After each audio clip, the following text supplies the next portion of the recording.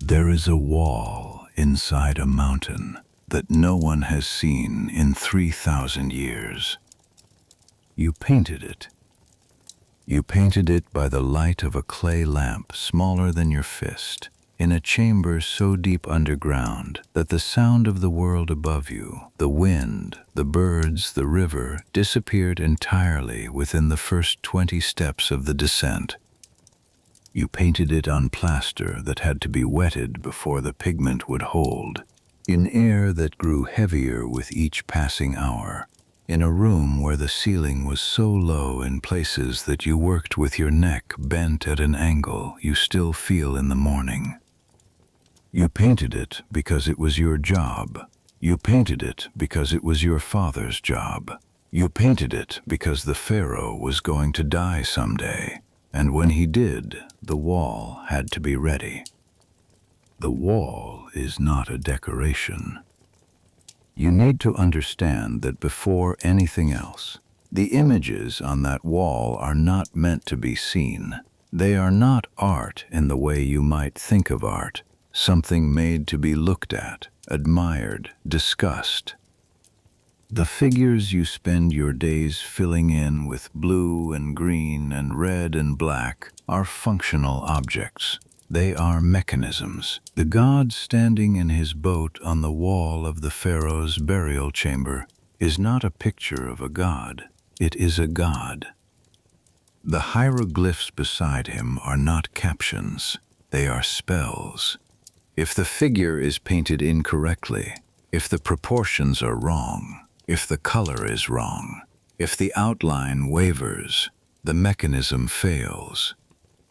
The magic does not work. The king does not pass safely through the 12 hours of the underworld night. You are not an artist. You are something closer to an engineer. The mountain you work inside is limestone. The valley on the other side of the ridge from your village is carved through with corridors and shafts and chambers, most of them still unfinished, all of them cut by hand over decades and generations. The men who came before you, your father, his father, the painters who left their handprints in the plaster of older tombs, they worked the same ridge, the same hot pale stone, the same lamps, the same air. You will work it until you cannot. Your sons, if you have them, will work it after you. This morning you were awake before the sun. The lamp in your house on the eastern side of the village main street was still burning when you opened your eyes. You had left it small, just a thread of flame to save oil, and it had held through the night. The village around you was not yet making sound. In another 10 minutes the water carriers would start. In another 20, the smell of the first bread baking would come over the shared wall from your neighbor's house. But for now there was only the dark, and the lamp, and the weight of another day beginning the way every day begins. You had work to do. You knew before you were fully awake what part of the wall you were going back to today. It stays with you. Even when you sleep, the wall is there. Not as a dream exactly, but as a presence. A specific stretch of plaster 1.5 meters wide, in the first side chamber off the main corridor of the tomb, where the procession of offering bearers wraps from the north face around toward the east. You have been through the kilt of the third figure already. Yesterday you laid in its second coat and began the collar. Today you will finish the collar, move to the fourth figure, and if the air holds, make a start on the fifth. This is what you are thinking about at the moment of waking. Not the king, not the god, the collar of the third figure, and whether the blue you mixed yesterday was properly bound, and whether it will still be workable this morning, or whether you will need to regrind. This is quiet history at bedtime. If this is your kind of story, a subscribe means everything right now. Every detail in this story comes from the historical record. Just relax and feel free to let this play as you drift off to sleep. Now imagine.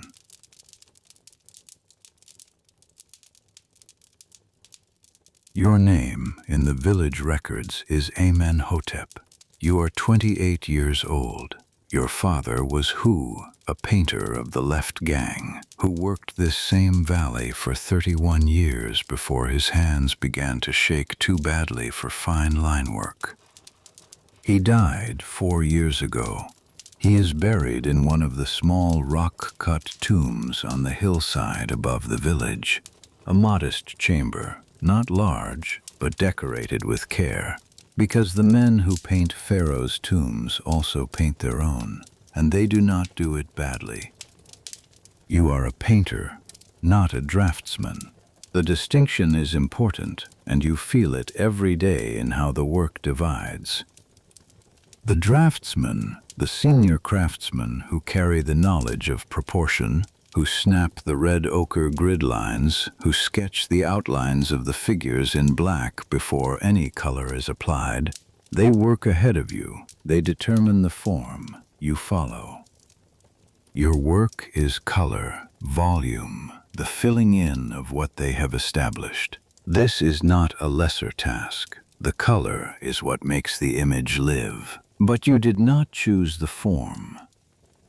The form was decided before you arrived. In some ways, it was decided before your father arrived. The figures in a royal tomb follow rules that are older than anyone living can remember. An 18-square grid that governs every proportion of the human body, every angle of every limb, every relationship between the height of the head and the length of the leg and the width of the shoulders.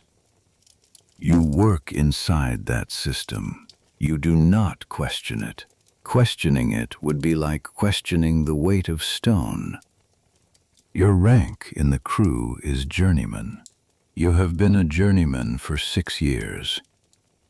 Above you are the senior painters, 3 of them on the left gang, 2 of whom have been working this valley since before you were born. Below you are 2 apprentices, young men in their early teens who carry the water and grind the pigment and watch, and who will be doing what you do now in perhaps 4 or 5 years, if they are careful and if the foreman decides they are ready.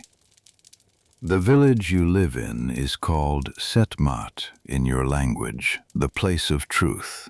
The Greeks, who do not yet exist in your time, will one day call it Deir el-Medina, and that is the name by which it will be known for the rest of recorded history. But you do not know that.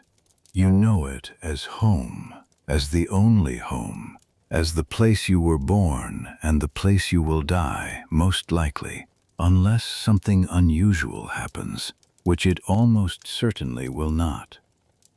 The village sits in a narrow valley on the west bank of the Nile, south of Thebes, screened from the river by the ridge of the Theban hills. It was built to be isolated. That is not an accident of geography. The work done here, the cutting and painting of royal tombs in the valley on the other side of the ridge, is a matter of state security. You know the location of the tomb. You know the depth of the shaft. You know the arrangement of the corridors. You know things that no person outside this village should know, because that knowledge could lead a thief to the burial chamber of a god, and the consequences of that are not something anyone wishes to think about. So the village is walled. The wall is mud brick, roughly 2 meters high, enclosing the main settlement on 3 sides with the cliff face as the 4th. There is 1 gate on the north end, and it is monitored. Not heavily, not with soldiers standing at attention. But the gatekeeper knows who passes, and the records, kept on limestone flakes and pottery shards in the village office, note who left and when they returned. You have lived inside these walls your entire life. You went beyond the gate as a child sometimes, with your father on the walk to the valley. Otherwise, the wall is the edge of your world. Inside the wall, there are approximately 68 houses at the moment, arranged along a single main street that runs north to south. Each house is narrow and deep, maybe 4 or 5 meters wide and 10 or 12 meters long, built of mud brick with a low doorway and a flat roof, and rooms stacked one behind the other from front to back. You live in the house your father lived in, and his father before him. The walls are thick enough to hold the night cool into mid-morning, and thin enough that you can hear your neighbors on both sides clearly enough to know their arguments by heart. The population of the village right now, counting the men, their wives, their children, the elderly, the handful of servants, is somewhere between 400 and 500 people. You have never counted. You know roughly everyone. You know their faces, their children's names, the sounds they make in the early morning. In a village this size, in a space this contained, there is no such thing as a stranger. This morning, in the dark before the sun, you are sitting on the edge of your sleeping mat, lacing your sandals. The sandals are papyrus reed, woven flat, with a single strap across the forefoot. They are practical in limestone corridors. They do not protect your feet from the cold of the stone, but nothing would. The floor of the tomb you are going to today holds a temperature of roughly 15 degrees Celsius year-round, perhaps 20 degrees cooler than the surface on a summer morning, and your feet will know it within the first minute of descent. You are not yet thinking about that. You are thinking about bread. The ration delivery came 2 days ago. It was short by perhaps a fifth, not so short as to be an emergency, but short enough that you counted twice to be sure. Grain, mostly emmer wheat, some barley, a small measure of oil, fish from the river, dried and salted, wrapped in rush matting, the monthly ration for a journeyman painter on the Royal Necropolis crew is meant to be 4 car of grain, each car a unit of roughly 76 liters, enough to feed a family adequately, not generously. This month the delivery was closer to 3 and a fraction. The foreman noted it. The scribe noted it. Whether anything will be done about it is a separate question, one that has not yet been answered, and which hangs in the village like a smell. You tear a piece of bread from the loaf your wife made yesterday and eat it standing. It is dense and slightly gritty. The cornstones that grind the grain always leave a little grit in the flour, and you have been eating that grit your entire life. Your teeth are worse than your father's were at your age, which is saying something. The grit is not negligible over decades. But this is bread. It is there. You are grateful it is there. You take your lamp from the niche in the wall beside the door. It is a small clay lamp, shallow like a cupped palm, with a pinched lip at one end where the wick sits. The fuel is sesame oil this month, which burns cleaner than the animal fat they sometimes use, and produces a steadier light with less smoke. You have refilled it this morning with a careful measure, enough for perhaps 4 hours of work before it needs attention. In the tomb you will refill it from a small reserve jar carried by one of the apprentices. The management of lamp fuel is not a minor concern. It is one of the variables you track as carefully as pigment. You pull on your linen kilt, your work kilt, not the good one, the one permanently marked with paint at the hem, and along the right thigh where you habitually wipe your brush when you are thinking. The stains are a record of the work in their own way. Blue-green where you worked the collar sections, red ochre from the background washes, a streak of white near the waistband from a day when the gypsum mixed too thin and ran. Outside, the village street is just beginning to hold gray light. Not dawn yet. The sun is still below the eastern hills on the far side of the Nile, but the dark is lifting in the way it does here. Gradually, the sky going from black to deep blue to the pale color of new linen. A few doors down, you can hear someone at the communal water basin, the sound of a jug being filled and set down. You walk north along the main street to the storage room near the gate where the tools are kept. The storage room is a long, low building managed by the crew scribe. Every tool that leaves for the valley in the morning is recorded, and every tool that returns in the evening is checked off. This is not optional. The chisels, the mallets, the measuring cords, the pigment jars, the brushes, all of it is state property. Loss is recorded, damage is recorded. If a tool is not returned, someone must account for it. You collect your brushes first. You have 4 that you use regularly. The finest is made from a single reed stem crushed at one end to spread the fibers into something like a fan. This one is for detail work, for the lines inside figures, for the hieroglyphic captions that require a stroke no wider than a finger joint. The second is wider, a coarser reed, for laying in base colors across broad surfaces. The third and fourth are intermediate sizes for the medium work that takes up most of the day. You examine each one before you put it in the carrying cloth. The fine brush lost 2 fibers last week, and you have been watching to see if it will need replacing before this commission is finished. It will probably hold. Next, the pigment cakes, Egyptian blue in a flat ceramic dish. The color so saturated it almost hurts to look at in direct light.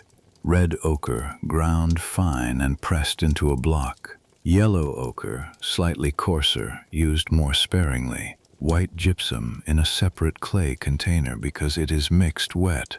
Black, made from carbon, charred acacia wood, ground to powder. These 5 colors, in various combinations and applications, are nearly everything you need. The palette you work from has not changed in 100 years. It will not change for another 1,000. You carry the tools in a bundle wrapped in linen and tied with cord. The pigment jars sit in a small wooden rack that one of the apprentices will carry. The water jar, heavy, ceramic, sealed with a cloth stopper, is also the apprentice's responsibility. You carry only your brushes and the lamp. The gate opens at the first light. The gatekeeper, an older man named Passer, is already there. He does not speak much. He makes a mark on his register as each worker passes, a quick stroke for each name, and nods. You nod back. This is the full extent of the interaction. It has been the same every morning since you made journeyman. The path north and east from the gate climbs immediately.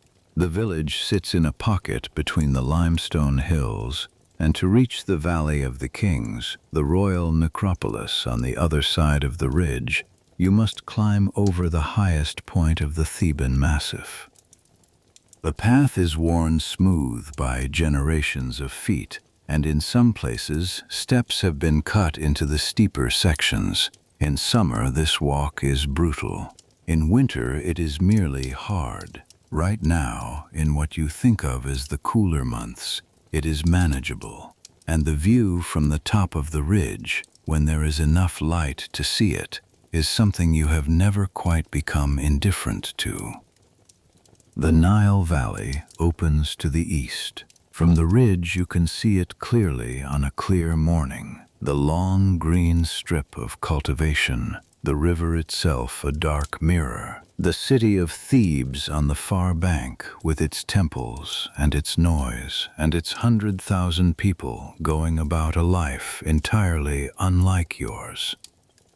You stand there for perhaps 10 seconds, as you do every morning.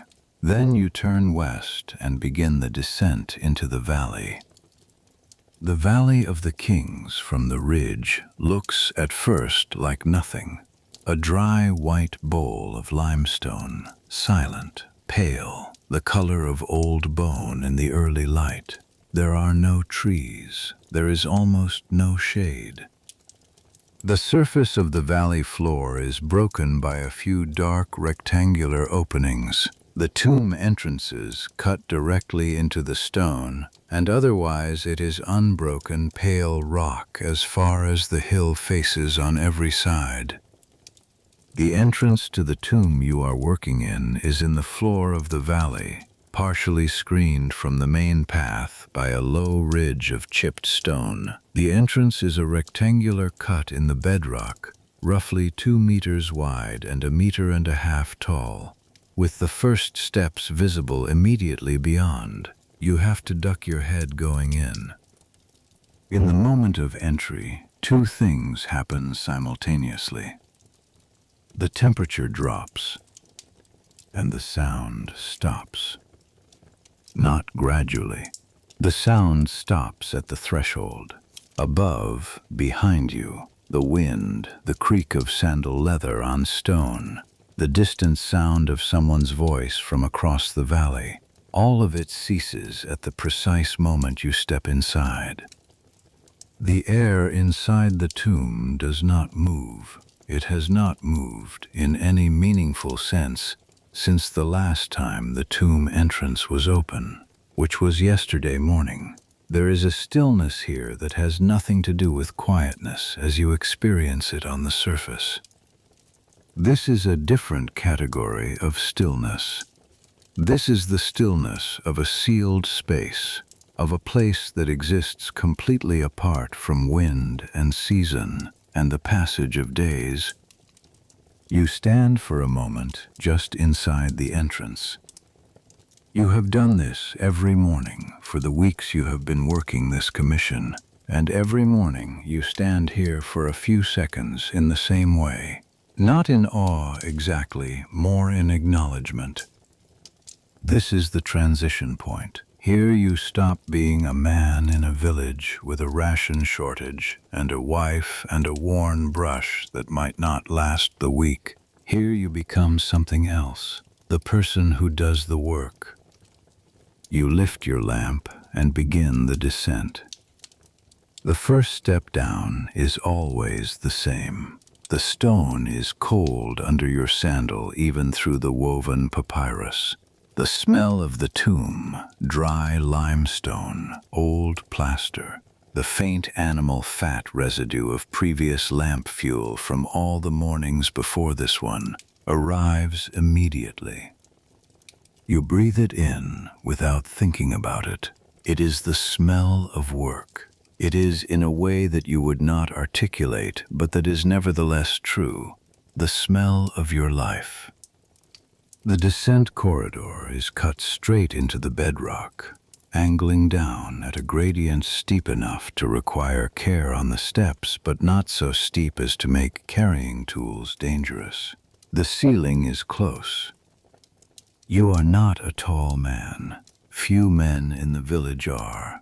The diet and the work history and the generations of adaptation have produced bodies efficient for confined spaces, and you move through this corridor the way you have moved through it every morning, without thinking about the ceiling or the walls, the way a man moves through his own house in the dark.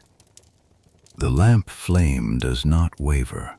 The air inside is still. You pass the first storage niche cut into the left wall of the corridor, an empty space used to store extra lamp oil and spare tools overnight, its contents removed to the valley surface at the end of each day, and returned at the beginning of the next, another item in the scribe's daily register.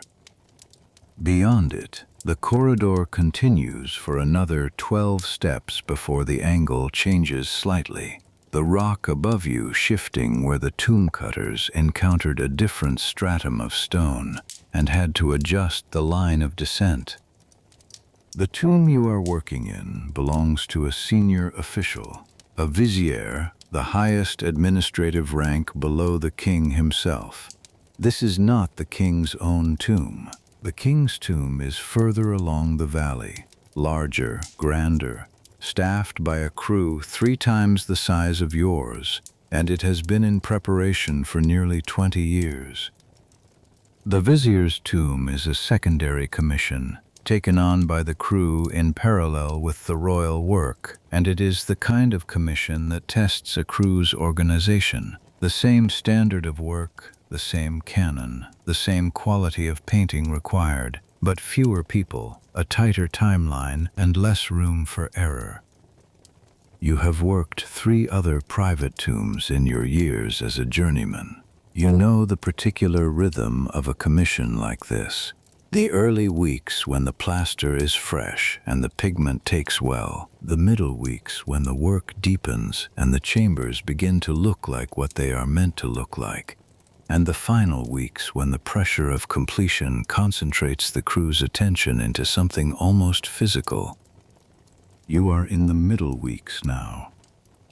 Your chamber is 200 paces into the mountain, roughly, not far by the standards of the deepest royal commissions, where corridors can extend 300 meters or more into the rock, dropping shaft after shaft, the painters working so deep that the lamp fuel calculation becomes a serious operational constraint. This chamber, at its depth, is still manageable. You carry enough oil for a full day's work in 2 top-up charges, and the walk in and out is not so long as to eat significantly into working time. You count the steps without meaning to. 22, 23. Your mind is already on the wall, specifically on the question of whether the gum arabic in the blue pigment has stayed well mixed overnight, or whether it has begun to separate, which happens sometimes when the temperatures in the storage room fluctuate. If the binder has separated, you will need to re-emulsify it. A 10-minute process, not catastrophic, but a 10-minute process at the start of a day where every hour counts. You will know in 2 minutes. The lamp is steady in your right hand. You have held a lamp descending these steps so many times that your arm has learned to compensate automatically for the gradient change, tilting slightly to keep the oil level and the flame upright. This is not something you think about. Your arm does it. Behind you, 30 seconds back, the apprentices are managing the equipment with their usual morning care. Nebu's footsteps are deliberate, measured, the particular caution of a young person who has been told exactly once what happens to pigment jars that fall on cut limestone steps and has not needed to be told again. The last steps level out. The antechamber opens ahead, and in the lamplight, the completed figures on its walls resolve from shadow into form. A row of gods, a text column of hieroglyphs, the blue and red and gold of the painted ceiling, worked by a crew that finished this section and moved on before you were assigned to this tomb. You walk through without stopping. Past the antechamber, the side corridor. Past the side corridor, the doorway. Past the doorway, the chamber. You enter and raise the lamp and look at the wall. The figures are where you left them. The offering bearers stand in their procession, the completed ones vivid and present, the uncompleted ones patient in their outlines. The third figure from the left, your figure this morning, waits with its kilt complete, but its collar unfinished. The upper band of blue laid in yesterday, the rest still bare plaster, exactly as you left it when the air thickened and the foreman said to stop. You set the lamp in its niche. You open the pigment bundle. You check the blue. The gum has held. The mixture is smooth, the surface slightly skinned but not set, and when you stir it with the reed it comes back to working consistency in 30 seconds. The color is the same deep saturated blue it was yesterday, a color so pure it seems to generate light rather than reflect it. And for a moment, a brief moment, the length of one breath, you look at it before you begin. Then you pick up the brush. The work is waiting. The steps go down at roughly 30 degrees. There are 41 of them in this corridor. You have counted them enough times that the number is automatic, the way the count of brush strokes in a particular section becomes automatic after a week of repetition. Each step is approximately half a meter wide and cut from the living rock, not built up from anything, just the stone itself shaped and leveled by the men of the cutting crew who came here first, before any painter or draftsman ever set foot in this space. The walls of the descending corridor are unfinished in places, the chisel marks still visible, the surface rough and white, the smell of freshly worked limestone very faint but present, the way it always is below ground, a dry, chalky smell like flour that has been burned slightly. Your left hand trails the wall as you descend. This is habit. The lamp in your right hand throws a circle of yellow light roughly 2 meters in diameter, and beyond that circle there is nothing. Not darkness exactly, but the absence of light so complete that it registers as a physical pressure. The first time you came down here as an apprentice, at 13, you were not afraid of the dark. You had grown up told that this was sacred work, that the space was protected, that the gods who occupied the walls were not hostile. But the quality of the darkness underground was something you were not prepared for. On the surface, even on the darkest night, there is always something. Starlight, moonlight through a crack in the clouds, the faint ember glow of a banked fire. Underground, sealed rock on every side. There is nothing. The darkness has weight. You do not think about this anymore. You step down, left hand on the wall, lamp steady, counting automatically, 17, 18, 19. And at the base of the descending corridor, the passage levels and widens into the first antechamber. The ceiling rises here to perhaps 2.5 meters, enough to stand upright with room to spare. The walls of this chamber have already been completed. The draftsmen and senior painters finished this section 6 weeks ago, and in the lamplight as you pass through, the figures on the walls come alive in the way they always do, flat forms acquiring depth in the moving light, the painted eyes seeming to shift as the lamp passes. You do not look at them too long. It is not superstition exactly. It is something more practical. The figures on completed walls are not your concern, and spending time looking at work already done is time not spent on work still to do. The apprentices are behind you. You can hear the careful clink of the pigment rack and the heavy, muffled presence of the water jar being carried with both hands down the steps. One of the boys, the younger one, perhaps 14, named Nebuenanef, though he goes by a shortened form that comes out more like Nebu, is still not fully comfortable on the descent. You can tell by the pauses, the slightly longer gap between each step. He will be fine. You were the same. Past the antechamber, Another corridor, shorter, roughly cut, leading left and down at a gentler angle. Then the door opening. No door in it, just the cut stone frame. To the first side chamber off the main axis. This is where you are working. You enter and hold the lamp up. The chamber is roughly 4 meters by 3 meters, with a ceiling just under 2 meters at the center, slightly lower at the walls. It is not large. 3 people working in it simultaneously, which is the current arrangement, fills it considerably.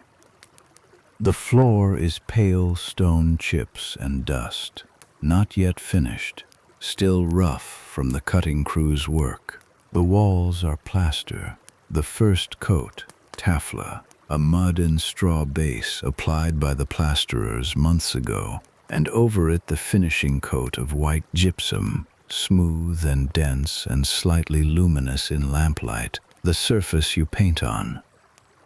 The north wall and most of the east wall are painted.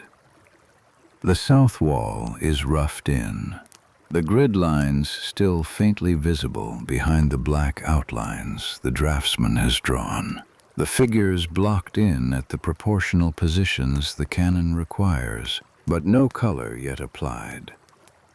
The west wall, where you are working, is half done. You set the lamp in its niche, a small depression cut into the wall at shoulder height for exactly this purpose, and set your bundle on the floor. The second lamp, carried by the older apprentice, goes into the niche on the opposite wall. 2 lamps in a 4 by 3 meter chamber. It is enough to work by, just. The senior draftsman, a man named Amenko, is already here. He was ahead of you on the path this morning. He usually is. He is perhaps 50. A lean man with close-cropped hair and the particular kind of stillness that comes from decades of fine work. The quality of someone who has trained himself not to move unnecessarily. He is standing in front of the south wall, reviewing the grid lines with a cord he holds between 2 fingers, checking proportions. He does not look up when you enter. The third figure, he says, not a question. He knows what you were working on yesterday. He knows what you will work on today. The third figure, you confirm. Collar. I want to finish the collar this morning. He nods, still looking at the grid. Check the bandwidth at the upper register before you continue. I think it may be running half a finger wide. You look at where he is indicating. You understand what he means. The proportional rule he is concerned about applies to the collar you were laying in yesterday. The upper blue band of a Wessick collar in this corpus of images sits at a specific width relative to the figure's chest measurement. Too wide and the collar loses its elegance, the hierarchy of bands disturbed. You will check before you continue. The grid system you work inside is one of the things that makes this work possible. Without it, every figure would be freehand, every proportion a fresh calculation, every relationship between body parts a new problem to solve. The grid eliminates the problem. The draftsman snaps lines of red ochre, the cord rubbed with red pigment, held taut between 2 points on the wall and released to leave a straight mark. At precise intervals across the entire wall surface, horizontal lines and vertical lines crossing to form squares. Each square is 1 unit of measurement, and the human figure in Egyptian art is always 18 units tall, from the base of the foot to the top of the head. The hairline sits at 18, the shoulders at 16, the waist at 11, the knee at 6. Every artist in every tomb across the entire Nile Valley, working from Thebes to Memphis to the Delta, is using this same system. has been using it for centuries, will continue to use it for centuries more. The result is that every figure looks like every other figure, in the sense that the proportions are always correct, always the same, always recognizable as the Egyptian canon. This is the point. The images in a royal tomb are not personal artistic expression. They are not the individual painter's vision. They are instances of a visual language as precise and as rule-governed as the hieroglyphic writing beside them. Deviate from the canon and the image is wrong in a way that goes beyond aesthetics. It is grammatically wrong, functionally wrong. The same way a hieroglyph drawn incorrectly is not just ugly, but meaningless. You have never found this constraining.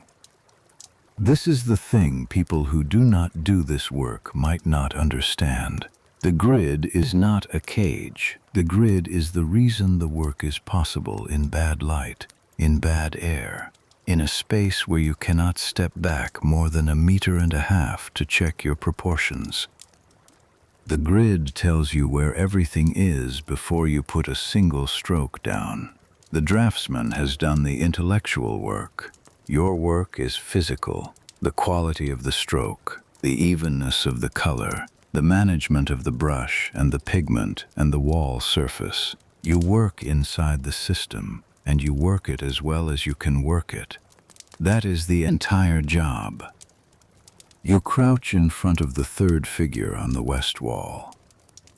The color is divided into bands, horizontal registers of color that represent the strung beads in the physical object. Blue at the top, then red, then green, then yellow, then a terminal band of blue again at the lower edge where the drop pendants fall. Each band is a separate color, mixed separately, applied in sequence after the previous coat has dried sufficiently to not smear.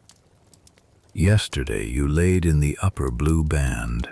You check it now against the draftsman's grid. Amenkau was right. The band is marginally too wide. A zone perhaps 3 millimeters beyond where it should end. You take a small amount of white gypsum and run a thin correction stroke along the lower edge of the band, narrowing it by the appropriate amount. One stroke, clean, and the band is correct. You dip the medium brush into the blue and continue the color from where you left off. The first fresh stroke goes across the second register, red this time, red ochre, the most available of your pigments, iron oxide found in outcrops throughout the limestone hills, the oldest color in use in this valley. It is the color drawn directly on rock before plaster was ever applied, the color found on the walls of the earliest chambers. On the wall it is warm and flat and reads as solid. The pigments you work with are not paint in the modern sense. You do not have linseed oil. You do not have turpentine. The binders available to you are egg white, animal glue, and in some preparations a plant gum, acacia resin tapped from trees along the river and dried into amber-colored pieces that dissolve in water. Different binders for different purposes. Egg white dries fast and gives a slightly glossy surface, good for the final detail layers where you want the color to sit on top of the plaster rather than sink into it. Animal glue binds the pigment more firmly, but takes longer to dry and is sensitive to humidity. Gum arabic, the acacia resin solution, is the most versatile. It holds the pigment evenly, dries to a matte surface, and is stable enough to take a second coat without reactivating. The blue is bound with gum. It is the right choice for a base coat on a slightly dry surface. Egyptian blue is the particular pigment that requires the most careful management. It is not found in nature. It is made, heated in a kiln from a precise mixture of copper compounds, calcium and silica. a process that was worked out more than 1,000 years before you were born and has been refined over every generation since.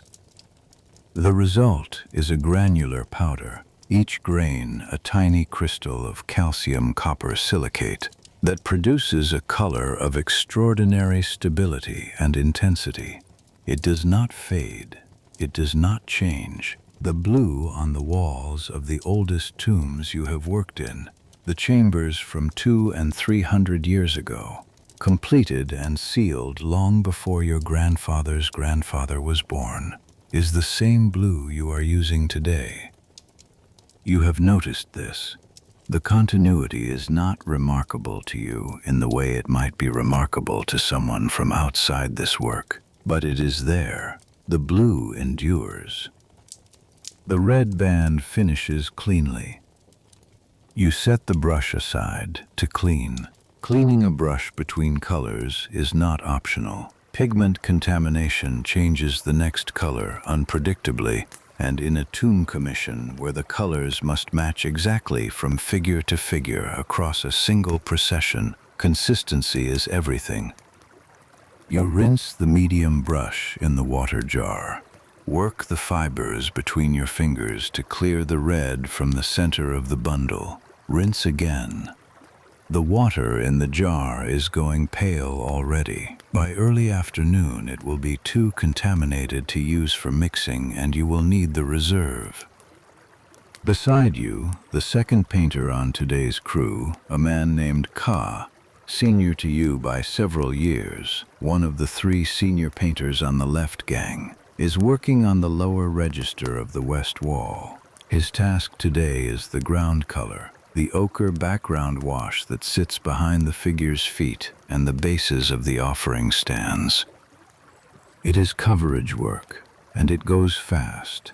You can hear the broad strokes, left to right, longer intervals between dips into the pigment dish. You do not speak to each other. There is nothing to say. You have worked together in chambers like this for years. The work is the communication. The rhythm of 2 brushes in a small room is its own language. The lamp in the left niche has been burning for perhaps an hour and a half.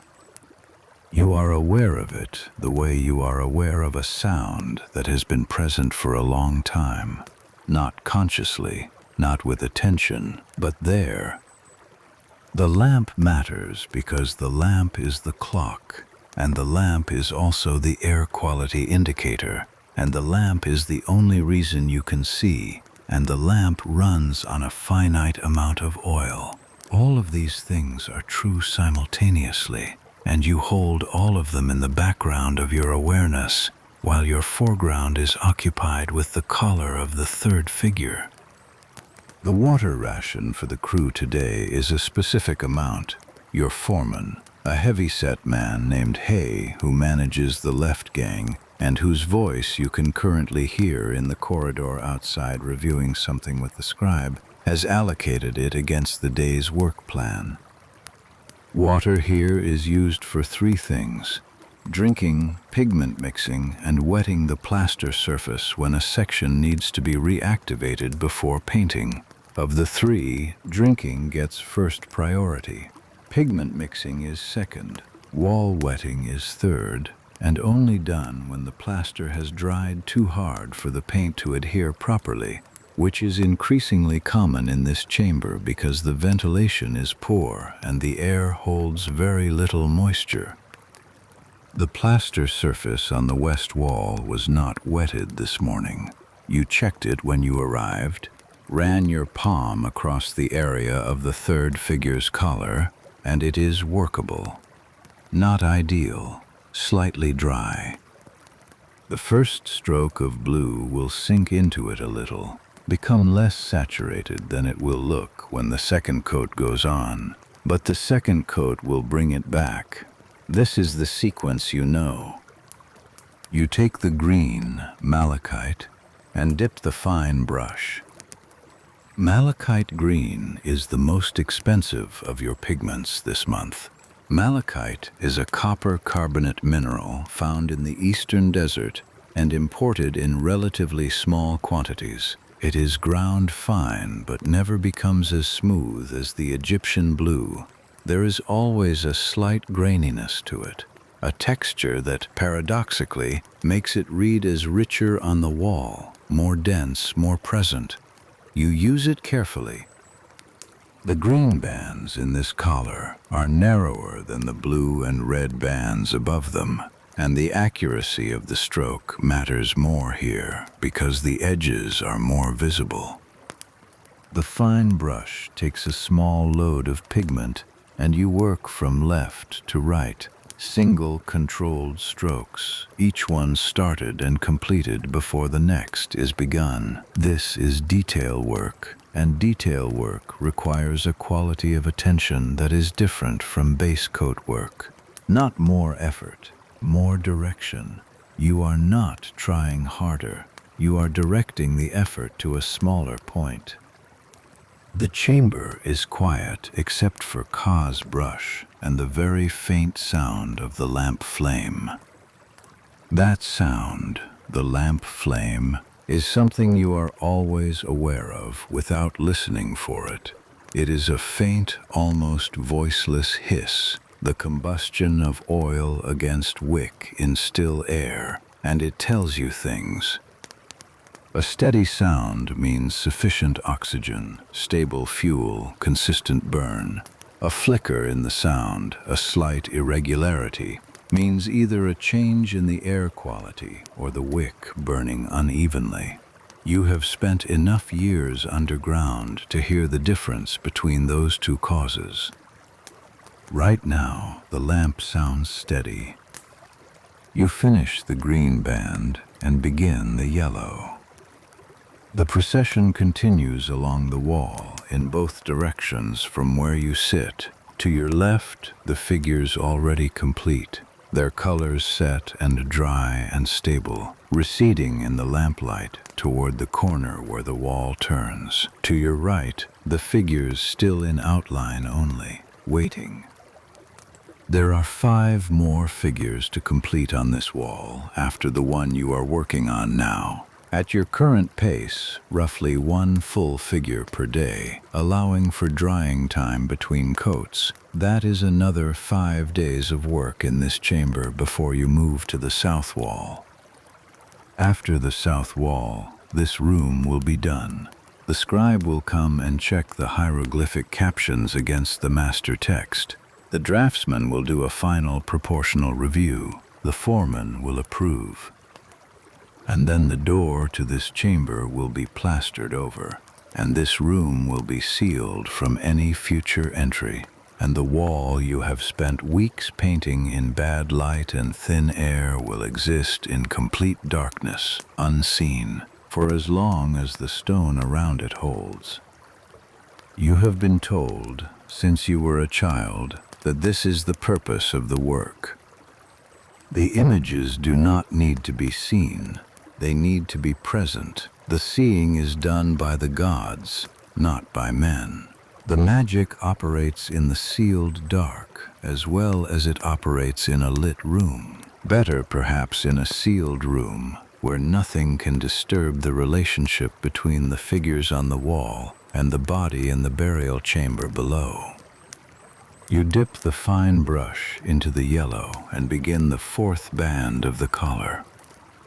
The yellow ochre is coarser than the red, a different mineral, goethite rather than hematite, slightly greener in undertone, which you compensate for by mixing it slightly lighter than the reference figure on the east wall where you can see how it should read. The collar on the completed figure at the far end of the west wall is the benchmark. Your work must match it, not approximately, exactly. Nebu is grinding pigment in the far corner of the chamber. The grinding stone makes a rhythmic sound against the ceramic plate, soft and continuous, not loud enough to interfere with concentration, but present enough to mark time. The red ochre he is working on will be needed this afternoon for the background washes when Ka shifts sections. You can tell from the sound, slightly coarser than the fine grinding needed for detail work, that Nebu has been told what consistency is needed and is working to it. He is learning. The pace of his grinding is steadier than it was 3 weeks ago. He will be a capable painter in 4 or 5 years if his hands develop as they should. The lamp has been burning for 2.5 hours. The air in the chamber is not bad yet. Not comfortable, but not bad. There is a particular quality to underground air when it has been occupied by working people and burning lamps for a while. It becomes dense, heavier in the chest, more substance in each breath rather than less. You notice it as a slight increase in the effort required to breathe fully, a slight warming of the space. In another hour or 2, it will be more pronounced. By mid-afternoon, if the ventilation stays poor, you will feel it clearly in the effort of concentration, the way thinking through a problem takes marginally longer. This is not new information. This is just how a day underground goes. You lay in the final blue band, the narrow register at the base of the collar above the drop pendants, and set the medium brush down. The collar is now complete in all its base coats. Blue, red, green, yellow, blue again.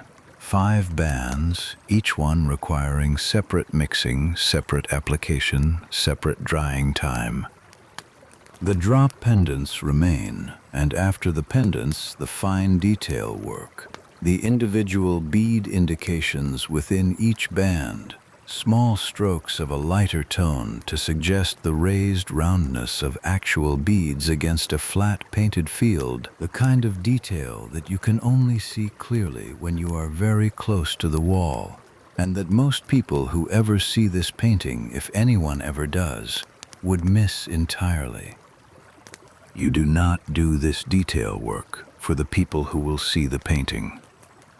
You do it because the painting requires it, because the offering bearer standing in eternal procession on this wall deserves a collar painted to the full extent of what you know how to do.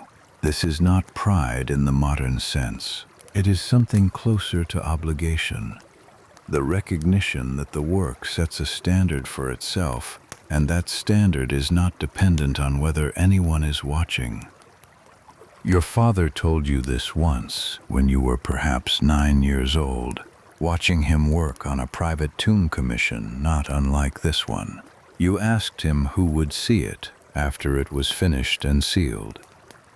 He did not answer immediately. He finished the stroke he was on, a careful line of black outlining the foot of a figure on the lower register, and then he said, without looking away from the wall, "The question is not who will see it. The question is whether it is done." You have thought about that answer many times since. You take the fine brush and begin the drop pendants. The first pendant goes in at the left edge of the collar's lower border, a pointed teardrop shape in alternating blue and red. Starting with blue, you load the brush with a small amount of pigment, enough for the full pendant shape, but not so much that the tip loses its point on contact with the wall, and place the brush at the top of the shape. Draw the stroke downward, with a slight pressure at the top that releases gradually toward the point at the bottom. The pendant comes out cleanly, correct size, correct shape. The tip is sharp. You move to the second pendant, red this time, 1 pendant width to the right of the first. The spacing of the pendants is set by the width of the collar itself divided by the conventional number of pendants for a collar of this figure's status. You have done this calculation before the brush touched the wall, using your thumb as a measuring unit to mark the intervals along the lower edge of the yellow band. The marks are invisible now, absorbed into the dried ochre, but your hand knows where they were. The pendants proceed. Blue, red, moving left to right across the collar's lower border, each one requiring a clean placement and a clean release. By the time you reach the midpoint of the row, you are in the rhythm of it, not automatic, but fluent, the kind of repetitive precision that is easier than it looks because the hand has learned the shape and the mind can hold its attention at the necessary level without strain. The lamp has been burning for roughly 4 hours.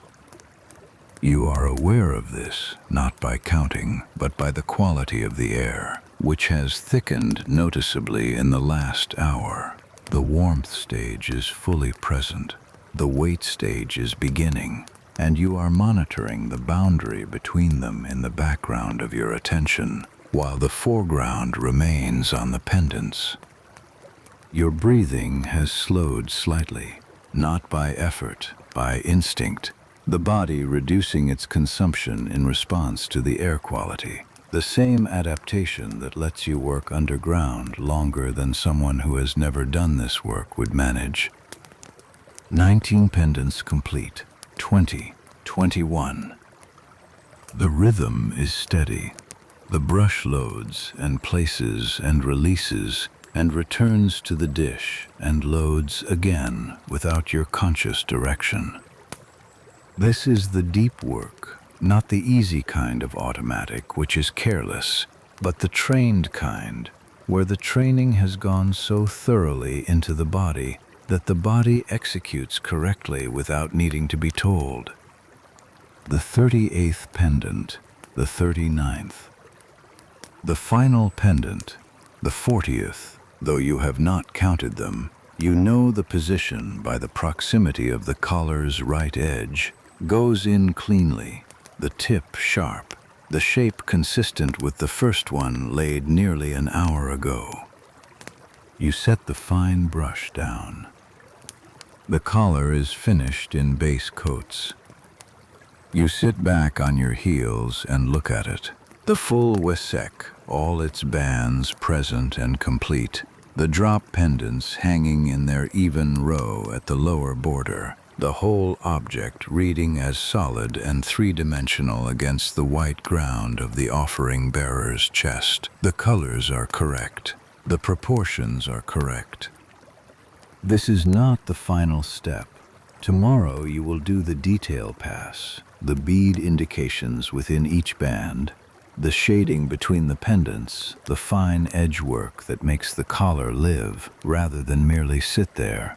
But the base is done. The structure is in place. You take a piece of bread from the cloth bundle you carried in this morning and eat it slowly, sitting on the floor of the chamber with your back against the unworked section of the west wall, looking at the procession of offering bearers in the lamplight. The completed figures on the left end of the wall, done by the senior painters in the first weeks of this commission, are extraordinary. You know this work. You have looked at it every morning for weeks, but you still notice it.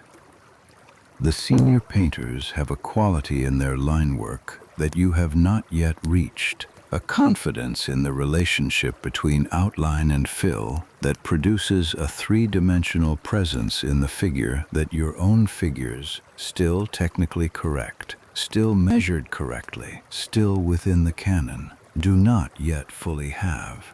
Their figures breathe in a way that yours do not yet. You will reach that quality, perhaps not this year, but the years are accumulating and the work is getting better, and you can feel the difference between your figures from 2 commissions ago and your figures now. Ka, from his position near the lower register, says without looking up, the 4th figure this afternoon. It is not a question. Yes, you say. He nods once and returns to the ground color he is laying in.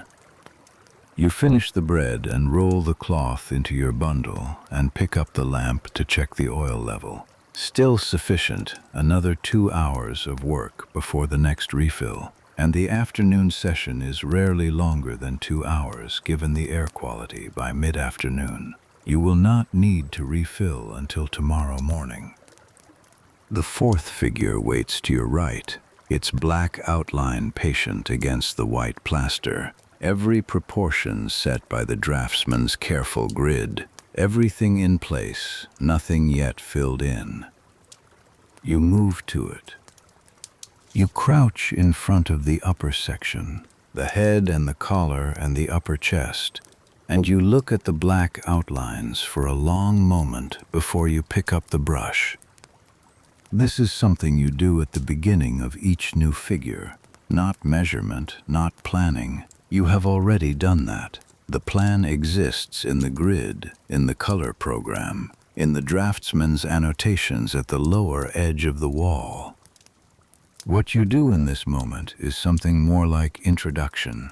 You look at the figure as a whole before you begin making it into its parts. You hold the complete form in your mind for the brief time it will take you to execute it, because once you begin, the figure becomes a sequence of sections, and it is possible to lose the whole in the parts if you are not careful. The fourth offering bearer carries a tall stand with a lotus and a ritual jar.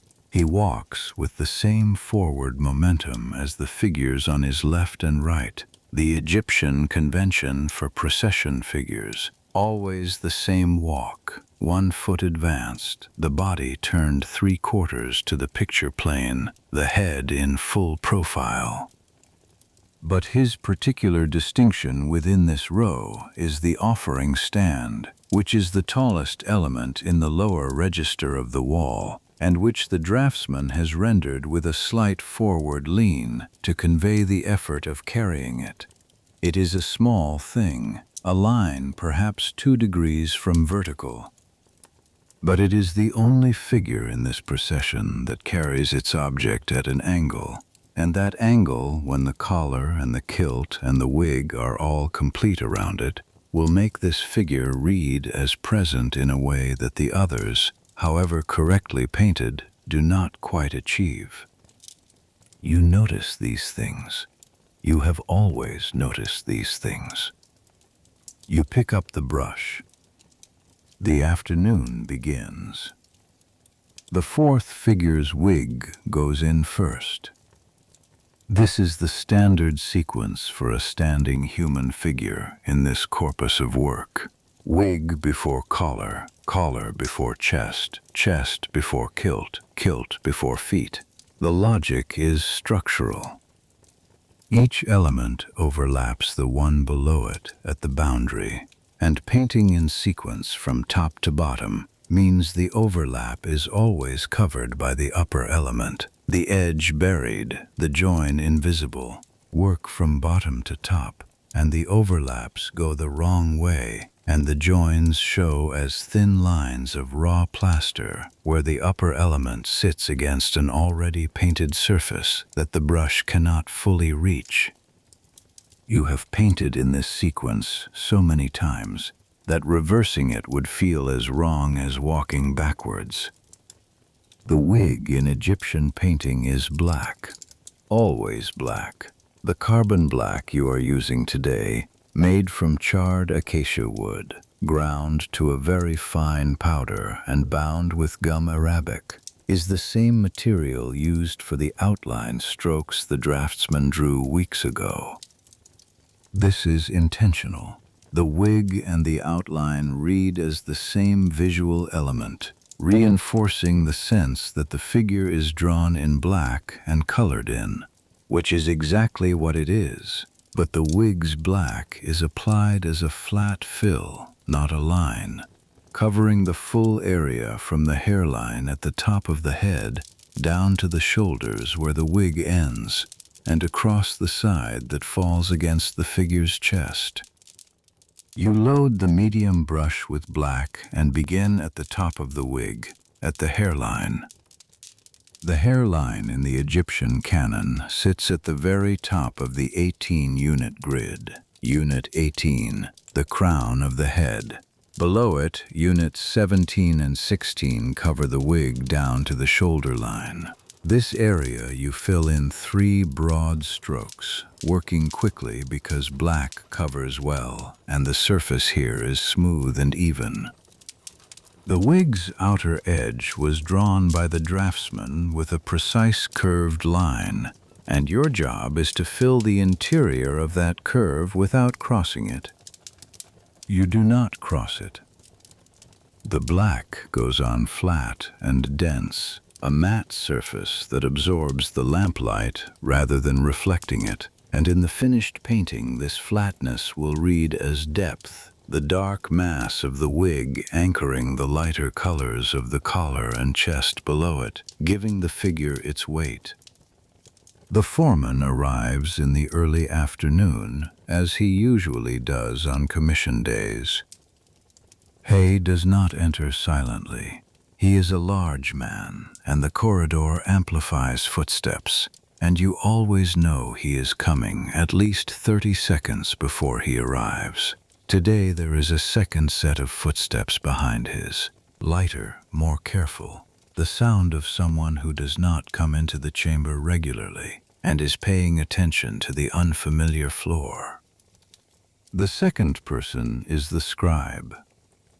His name is Ramos. He is perhaps 40, thin, with the particular posture of someone who spends most of his working life bending over a writing surface, a slight rounding at the upper back, the shoulders pulled forward. He carries a wooden writing board and a small case of rush pens. In his other hand, a papyrus roll, partially unrolled, which he is consulting as he enters. He stands near the doorway and holds his lamp up and looks at the south wall. He is checking the hieroglyphic captions, the text that accompanies the Amduat sequence on the south wall, the spells and identifications and gate names that surround the figures, has been partially blocked in by the junior draftsman who copies the hieroglyphs from the master document to the wall in a preliminary form before the trained scribe makes his final pass. Ramos is here to compare the preliminary text against the master document he carries. This is the most critical quality check in the entire commission. A miscopied hieroglyph in an ordinary document is an embarrassment. A miscopied hieroglyph in a funerary text inside a royal tomb is something closer to a catastrophe. The texts on these walls are spells, and spells depend on precise language. The wrong sign, the wrong word, the wrong sequence, these do not produce a lesser version of the intended effect. They produce no effect at all, or an unintended one. The gate that the sign was meant to open stays closed. Ramos moves along the south wall with his lamp, comparing what is on the plaster to what is on the papyrus in his hand. He does not speak. His lips move slightly as he reads, a habit that scribes often have, the internal pronunciation of a text that is being verified. Occasionally his reed pen makes a small mark, not a correction, just a location note, a reference that he will use when he returns for the final scribal pass. You watch him for a moment from your position in front of the fourth figure, then return to the wig. Hay is standing near you now. He has finished his first pass along the walls and has come to your section. The wig on the fourth, he says. Base coat finished, waiting to dry. He looks at it, the right side edge. You look where he is looking, at the right edge of the wig, where it falls against the white ground of the wall. Before reaching the figure's shoulder, there is a slight softness, a zone perhaps 3 millimeters wide, where the black has feathered slightly into the plaster, the edge not quite as clean as the draftsman's outline beneath it. Yes, you say. Fine brush, dry. Touch it when the base is fully set. Yes. He moves on to Ka's section. You hear them exchange brief words about the ground color proportion in the lower register, something about the ochre being slightly warm relative to the standard. And then Hay's footsteps recede back into the corridor, followed a few minutes later by Ramos's lighter step. The room is yours again. The feathered edge on the right side of the wig is not a serious error. It is the kind of imprecision that accumulates over a long work session, when the brush is slightly overloaded and the wall surface is slightly dry. The combination that produces a soft edge instead of a sharp one. The correction is straightforward. When the base coat has set fully, you will take a fine brush loaded with minimal paint, almost dry, and run it along the edge in a single controlled stroke that consolidates the black against the white ground without adding more material. You have done this correction many times. The hand knows the motion. What you are thinking about, while the wig dries and your hands are briefly without a task, is the ration. It is an absence that makes itself present in the way absences do, not loudly, not urgently, but persistently, a background awareness that surfaces whenever there is a pause in the foreground work. The delivery this month was short. It has been short before. Usually a correction comes within a few days. Additional grain delivered to the village storage by the temple administrators who manage the necropolis workers' provisions. This time the correction has not come.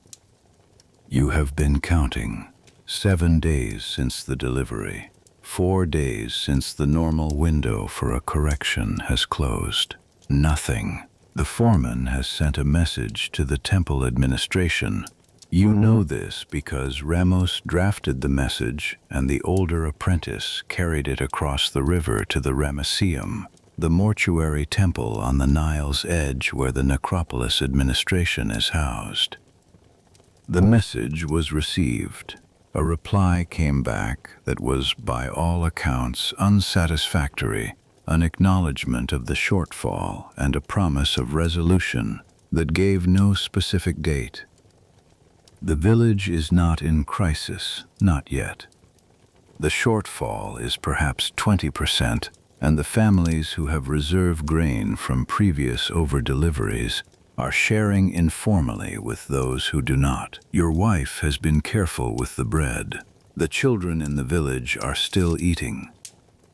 But 20%, sustained over another month, becomes something different from an inconvenience. The men in the left gang do not discuss this openly during work hours. The work is the work, and the ration problem is a separate problem, and mixing them in the chamber produces neither better paintings nor more grain. But you are all aware of it, the way you are aware of the lamp flame and the air quality. In the background, monitored, not yet requiring action. Not yet. You think about the ostraka.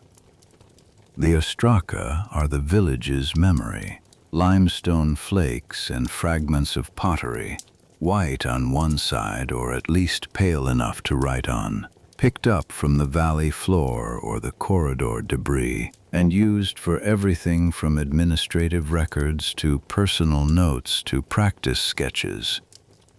The village scribe's formal records are kept on papyrus, but the daily texture of village life is recorded on ostraka, and there are thousands of them, accumulated over the generations, kept in the records room and the houses and the rubbish pits and the tombs of the workers who have died. On an ostrakon found in the records room last year, the scribe before Ramos noted a grain delivery shortfall from perhaps 30 years ago. The notation is brief. The delivery was short. the workers presented themselves at the granary of Pharaoh's storehouse on the far side of the ridge and refused to return until the shortfall was addressed. They waited there, in the valley, the entire afternoon and into the evening. The delivery came the following morning. This happened, the Ostracan records, in the 29th year of the 3rd Rameses. The king you are working under now is the 2nd Rameses, and you are working in his 64th or 65th year. The administration has become somewhat imprecise about the count, which is itself a sign of something about the management of the kingdom, though you are not someone who thinks about the management of the kingdom as a rule. You think about the Ostracan because it establishes a precedent. Workers have stood in the valley before and waited. Workers have been given what they were owed before. The mechanism exists. Whether it will be needed and when is not a decision you will make. That belongs to the foreman and to the senior workers of both gangs meeting in the village in the evening when the day's work is done. You pull your attention back to the 4th figure's wig. The base coat is dry enough at the upper section. To begin the edge correction, you take the fine brush and charge it with a small amount of black, much less than you would use for fill work, just enough to coat the tip, and draw it lightly along the right edge of the wig where the feathering occurred, using the draftsman's outline beneath as your guide. The stroke consolidates the edge. The black tightens against the white ground. The softness disappears. One stroke, clean, and the wig is correct. You sit back and look at both figures together. The 3rd, collar complete in base coats, the kilt and wig also done. The 4th, wig finished, collar not yet begun, the rest still in outline. They stand in their procession with the same forward walk, the same 3/4 turn of the body, the same profile of the head, and yet they are not identical. The slight lean of the 4th figure's offering stand, the slightly different proportion of the 4th figure's wig, which is marginally wider, a choice the draftsman made to distinguish the figures subtly within the strict sameness of the canon. The procession of similar but not identical figures is one of the things that makes a wall like this live. You turn back to the collar of the 4th figure and pick up the blue. The afternoon deepens underground in a way that has nothing to do with light and everything to do with air. Above you, on the surface, the sun has moved from directly overhead toward the western hills, and the shadows of the valley's limestone faces have lengthened across the pale floor. You know this not because you can see it, but because you know the rhythm of a day in this valley as thoroughly as you know the rhythm of a working session in a chamber. The two rhythms run parallel, one above and one below, and after years of descent and ascent you have calibrated them against each other without trying to. It is mid-afternoon now. You can feel it in the air. The wait stage is fully present. Each breath requires a small additional effort to draw fully, not so much that you are aware of it consciously, but enough that your body has slowed its non-essential motion, that your posture has settled lower to the floor, that your blinks are slightly longer and slightly more frequent than they were this morning. These are not signs of distress. They are signs of a body managing its resources in a space that is asking more of it than the surface would. The south wall is waiting. You have been aware of it since you entered the chamber this morning. In the peripheral way you are aware of the uncompleted sections of any commission. The south wall is the main narrative wall of this chamber, not the largest wall, but the one that carries the most important sequence of images in this room. Where the west wall, your current wall, shows the procession of offering bearers, the earthly provision for the deceased, the material gifts that sustain the spirit in the afterlife. The south wall shows something older and more fundamental. What the south wall will show, when it is complete, is a sequence from the Amduat. The Amduat, the name means roughly what is in the underworld, or more precisely, that which is in the afterlife, is the oldest of the royal funerary texts, a document that describes in precise detail the journey of the sun god Ra through the 12 hours of the night. Each hour is a separate register, a separate section of the underworld with its own geography and population and challenges. Ra travels through each hour in his solar bark, accompanied by a crew of gods, and must pass through each gate and overcome each obstacle to emerge at dawn, reborn from the eastern horizon. The deceased pharaoh travels with Ra. This is the mechanism. The Amduat describes the route, the obstacles, the spells required at each gate, the names of the gods who must be addressed, the correct words to speak. Painted on the walls of the burial chamber, it makes the route available to the dead king in a permanent and complete form. He cannot get lost. He cannot fail to speak the correct name at the correct gate. The text and images on the wall are a complete operational guide to the afterlife, as specific and as practical as the instructions your foreman gives you for a wall section. You are not a scribe.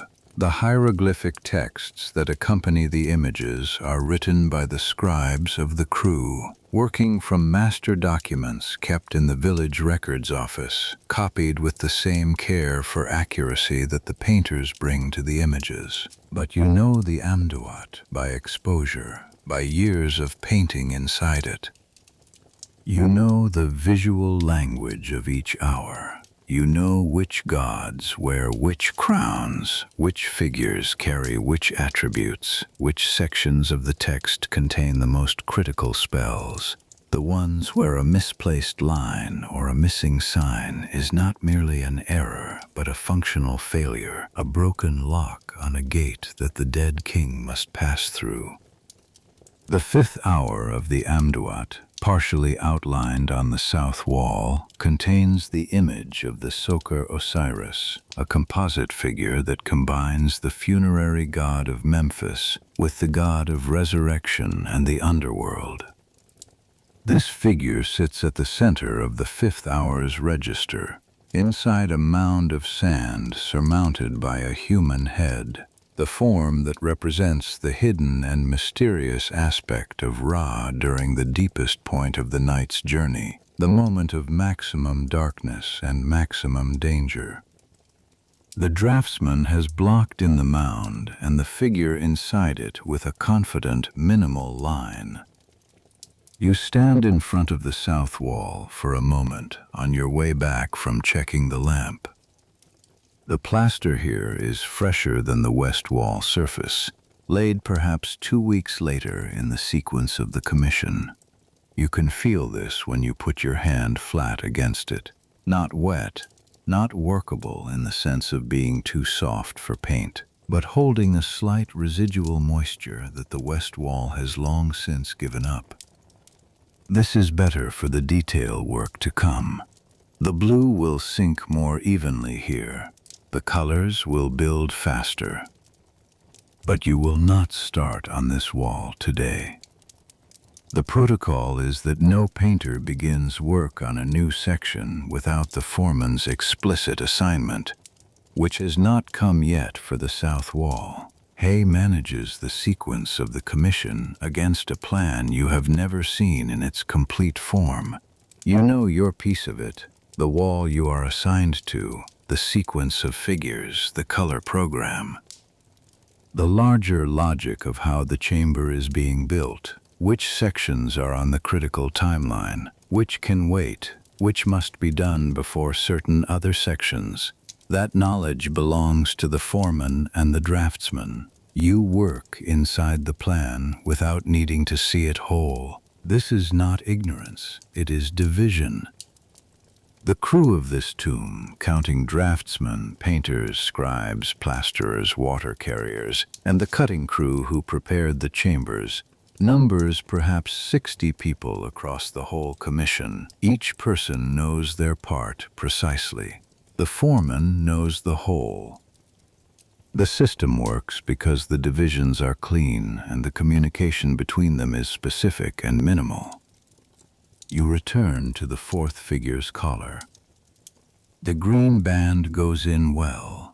The malachite sits on the wall with a smoothness that the morning application sometimes lacks when the plaster is drier. This section of the west wall, toward the right end of the chamber, holds slightly more moisture than the area where you worked this morning, and the color takes the surface cleanly and builds coverage faster. You notice this as a small gift at the end of a long afternoon. The yellow band follows. The same care, the same adjustment for the dry surface, the same compensation in the mix that you make every time you use yellow ochre on this wall. The stroke goes in correctly. The band reads warm but not hot. The air in the chamber has thickened noticeably in the last hour. This is partly the accumulated carbon of 2 full lamps burning for many hours, and partly the slight variation in the underground atmosphere that comes with changes in the surface weather. You cannot see the surface from here, obviously, but you know from experience that when the desert wind blows from the south above, the still air in the tombs becomes denser more quickly than on windless days. The lamp on the left side of the chamber makes a sound, not the soft, irregular flicker that signals a wick problem, a deeper sound, a slight compression of the flame that you have heard before and that means something specific. The oil level in the lamp is approaching the point where the flame begins to draw unevenly, pulling at the remaining oil in a way that produces a subtle irregularity in the combustion. You stand and go to the lamp. The oil reservoir is a shallow clay depression roughly 10 centimeters across and 2 centimeters deep. You can see the surface of the oil by holding the lamp level with your eyes and checking the reflection of the flame in it. The reflection is broken. The oil surface is not flat because the level is too low to cover the reservoir bottom evenly. Perhaps 40 minutes remaining before the flame begins to seriously degrade. You take the reserve oil jar from the kit bag and refill the lamp carefully, tilting the jar just enough to let the oil flow without disturbing the wick. The oil is sesame, the same as this morning, and the smell of it, faintly toasted, slightly sweet, rises for a moment as it spreads across the reservoir. The flame brightens immediately in response to the improved fuel availability. The chamber is brighter by perhaps a fifth for several minutes as the fresh oil settles. In that additional brightness, you can see the west wall more clearly than you have seen it since morning, and what you see is this. The section of wall you have been working on all day is correct. The third figure's collar and wig and kilt complete. The fourth figure's wig done and collar begun.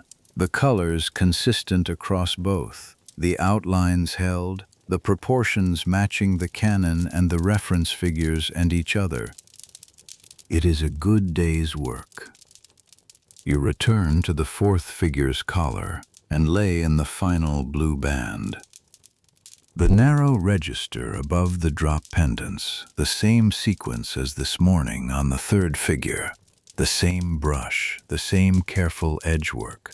The blue goes on steadily. The stroke is even, the edge is clean. You set the brush down and straighten fully. The blue band finishes.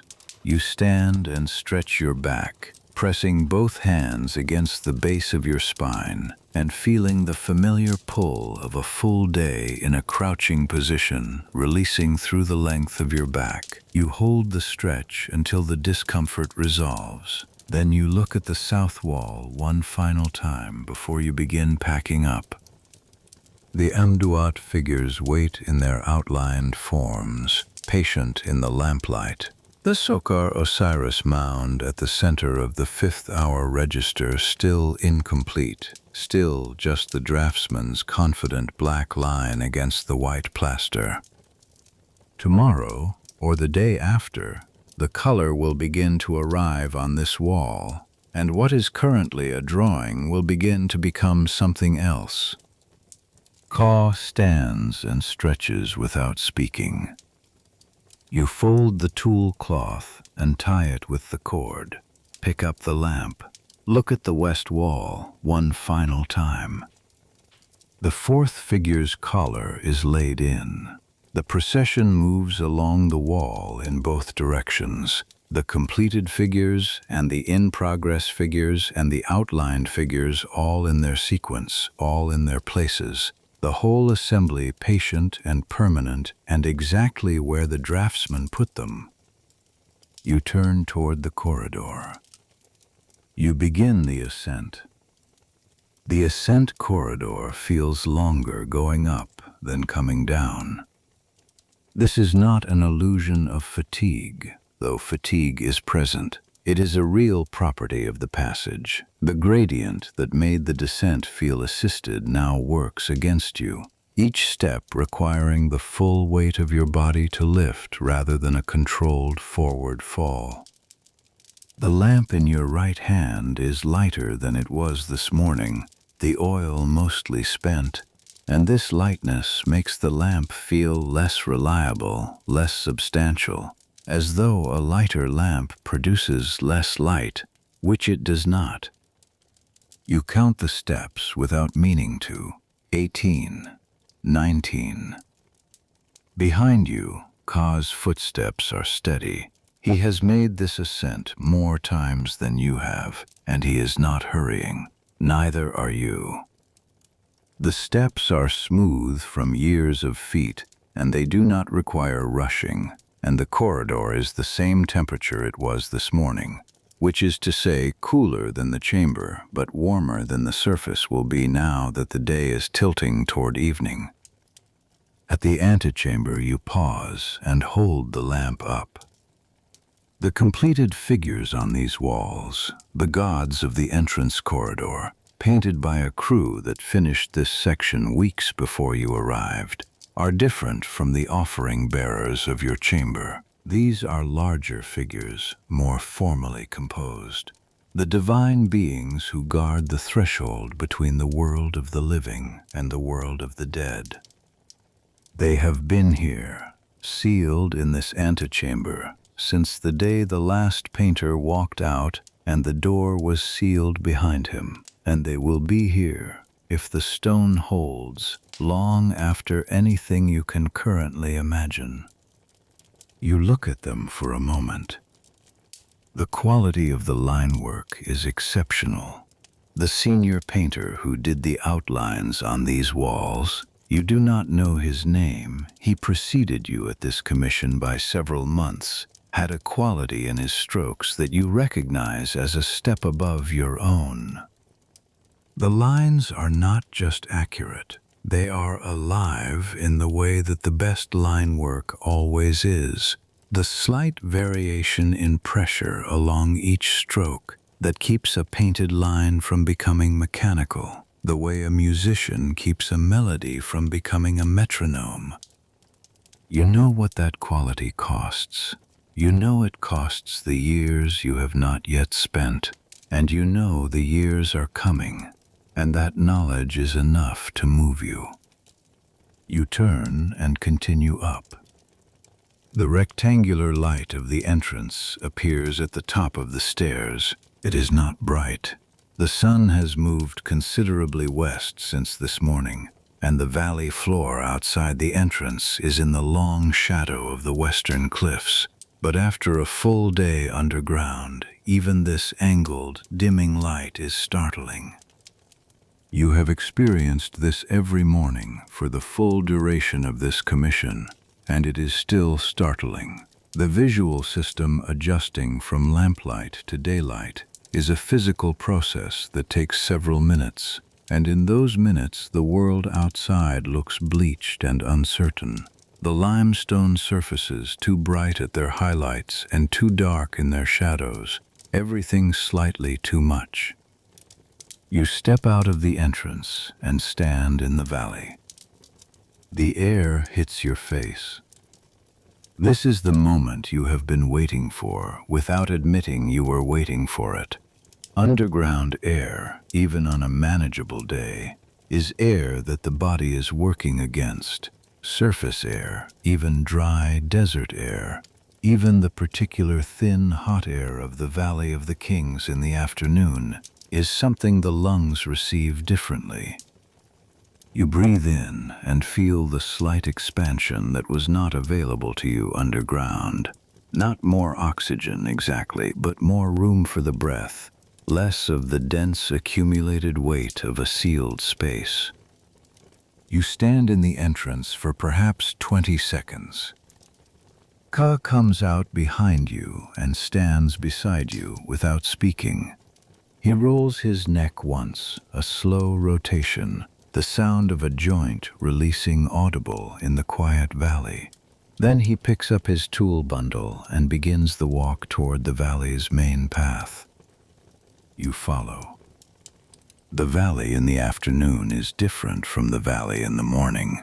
In the morning, arriving at the descent in pre-dawn darkness, you are too focused on the work ahead to pay the valley much attention. It is a space to move through, a corridor between the village and the chamber. In the afternoon, ascending with the day's work behind you, the valley can be looked at. It is a strange place. Pale limestone walls on three sides, the valley floor pale stone chips and dust, the tomb entrances cut into the rock at various angles and depths, some sealed with debris, some open, some under active work with the sounds of the cutting crew still audible from inside. The silence of the valley is not absolute. There are always sounds, the distant chip of a mallet, the movement of workers between sites, occasionally the sound of the overseers' voices carrying across the still air. But it has a quality of stillness that is different from the stillness underground. Underground, the stillness is sealed. Out here, the stillness is simply the absence of wind in a sheltered limestone bowl, and it is the stillness of a place that has been used for the same purpose for a very long time. The tombs of the kings who came before the current Ramesses are sealed in this valley. Their names are carved on the valley walls in some places, inscribed on the jambs of their sealed entrances. You walk past these seals every day. You do not think about them much. They are the context of the work, the reason the valley exists, the reason your village exists, the reason you exist in the particular form you do, a man who paints underground for a living. Born to a man who painted underground for a living, in a village built to service the dead. You begin the climb toward the ridge. The path up from the valley floor is steeper than the path to the village on the other side, or it feels steeper in the afternoon with a full day's work in the body. The limestone underfoot is the same pale color as the valley walls, broken into irregular plates where the surface has weathered and split, and your sandals find the familiar footholds without your attention directing them. At the midpoint of the ascent, there is a flat section of the path, perhaps 10 meters long, where the ridge broadens slightly before the final climb to the top. You stop here, as you do most afternoons. Ka does not stop. He continues at his steady pace, and within a minute he is above you on the path, his figure outlined against the paling sky. You look back into the valley. From this height, the individual tomb entrances are mostly invisible, just dark cuts in the pale rock face, unremarkable. The valley as a whole is a dry bowl, intensely quiet, the shadows of the western cliffs now covering more than half the floor. In perhaps an hour, the sun will be fully below the cliffs and the valley will be in complete shadow. Then the temperature will drop quickly, the stone releasing the day's heat into the cooling desert air, and by full dark, the valley will be cold. You turn and climb the last section. The view from the top of the ridge is still there when you reach it. It is always there. To the east, the Nile Valley opens in its long green strip, the river itself catching the late afternoon light at an angle that makes it look like hammered copper. The far bank where Thebes stands now in haze and shadow, the smoke of cooking fires rising in thin columns above the city. The scale of it is always the same from up here, and it always makes you aware briefly of how large the world is beyond the valley you work in and the village you live in. You stand for your usual moment. Then you begin the descent toward home. The path down the village side of the ridge is gentler than the valley side, and in the afternoon the pace tends to be faster, the body knowing where it is going and releasing slightly into the downhill. Ahead of you, Ka has already descended far enough to be approaching the village gate, his figure small against the pale mud brick of the outer wall. The village smells different in the evening. In the morning it smells of lamp oil and bread. In the evening it smells of cooking, whatever the women have been preparing during the day with the water and the grain and the oil of the ration. Tonight, through the gate and along the main street, the smell is pulse soup, the thick lentil preparation that your wife makes on afternoons when the bread from the morning's baking is enough to carry through to tomorrow, and the evening meal can be something hot and liquid and requiring no additional grain. The smell reaches you before the gate. The gatekeeper passer is at his post, making the marks in his evening register as the workers return. He counts you in with a nod and a mark. You nod back. Inside the gate, the main street is busy in the way it is always busy in the evening hour. Children who have been kept close to the houses through the heat of the day are now moving freely, a group of 4 or 5, running the length of the street with the specific energy of children who have been held still for several hours. The women who manage the household work are in the doorways or on the low steps in front of the houses, talking, watching the children, continuing the thread of the day's work in whatever form the late afternoon provides. Your house is the 7th from the north end of the street, on the east side. The door is open. Through it, the smell of the pulse soup is stronger, and you can hear the sound of your wife at the hearth, the particular scrape of the ceramic pot against the clay base of the cooking surface, the sound of a spoon moving through something thick. You set the tool bundle down outside the door. You examine your hands. Both palms are stained from the day's pigments. The right hand, the brush hand, is worse, blue at the index and middle fingers, red at the thumb, the yellow ochre at the heel of the palm that you did not fully notice accumulating during the afternoon's collar work. The left hand is cleaner, stained mainly at the fingertips where you touched the plaster surface to test its moisture. The gypsum plaster has worked into the cracks in your knuckles. This is the constant low-level damage of the work. Gisman is calcium sulfate, and in its working form, mixed with water, applied wet, and then drying on your hands as well as on the wall. It is mildly alkaline, and the alkalinity acts on the skin over time in the same way that repeated wetting and drying acts on leather. The skin becomes thinner, the joints more visible, the cracks at the knuckles deeper and slower to heal.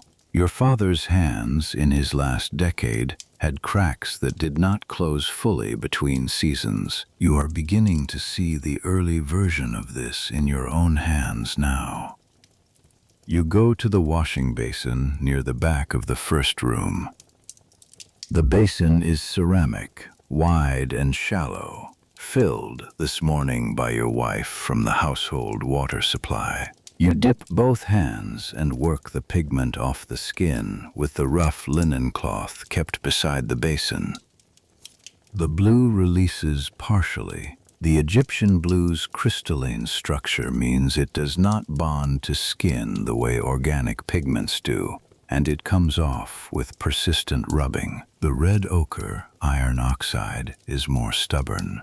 The yellow follows the red, coming away in brown-orange streaks on the cloth. What remains after 5 minutes of cleaning is a general staining at the base of the nails and in the deeper cracks of the knuckles that will not fully clear until several days without pigment contact, which is not a situation you are going to be in for the foreseeable future. Your hands are clean enough. You dry them on the linen. Your wife is at the hearth in the second room, the kitchen area where the low clay cooking platform holds the pot of pulse soup and a small fire of acacia wood that has burned down to coals, just enough to keep the pot at temperature without adding more fuel. She is a woman named Tui, 30 years old, the daughter of one of the water carriers on the right gang crew. You married her 7 years ago, a year before you made journeyman. She is competent in a way that the village recognizes, not praised exactly, because competence in a woman in the village context is expected rather than praised. But she manages the household with the same quality of attention that good work requires, the same capacity to hold multiple processes running simultaneously, the same disregard for unnecessary motion. She looks up when you enter, but does not stop stirring. The ration scribe came again today, she says. You sit down on the low bench near the cooking platform. The warmth of the coal fire is noticeable after the cool of the underground and the cooling evening air. What did he say? He says the delivery will come in 5 days. He said that 5 days ago. Yes.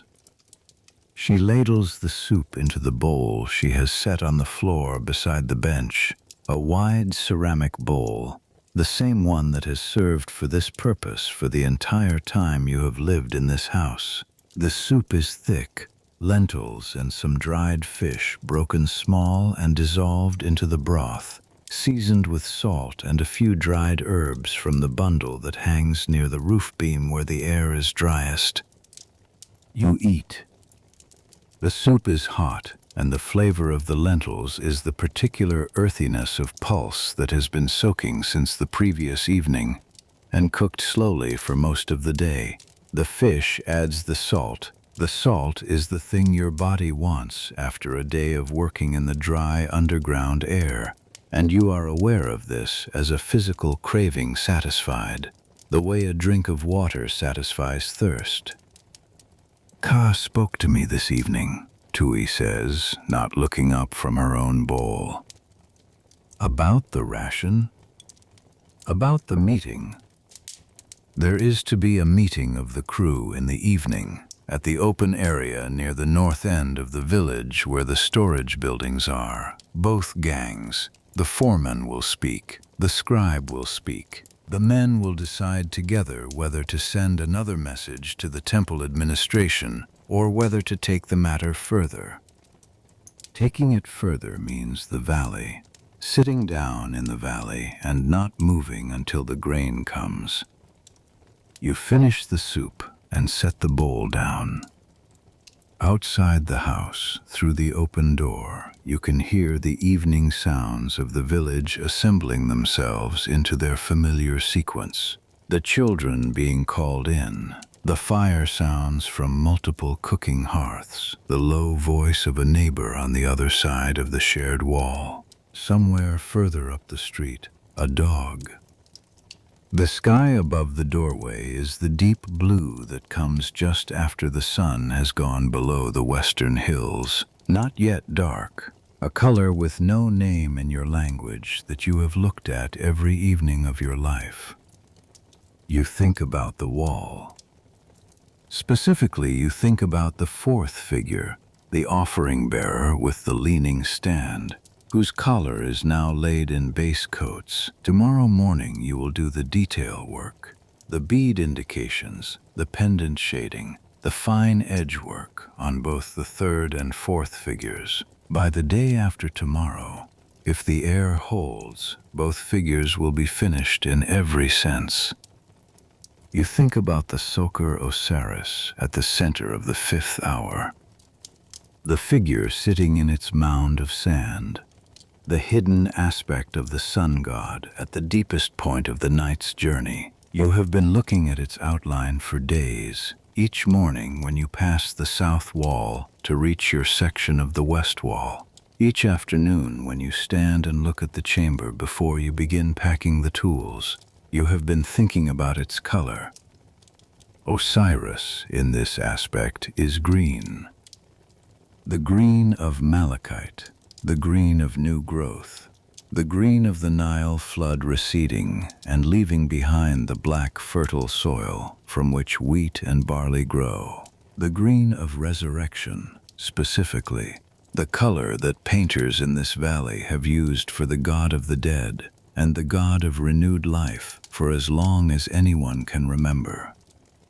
To paint the Soker Osiris green is to paint it in the color that means life coming back from death, the reversal of ending, the mechanism of return.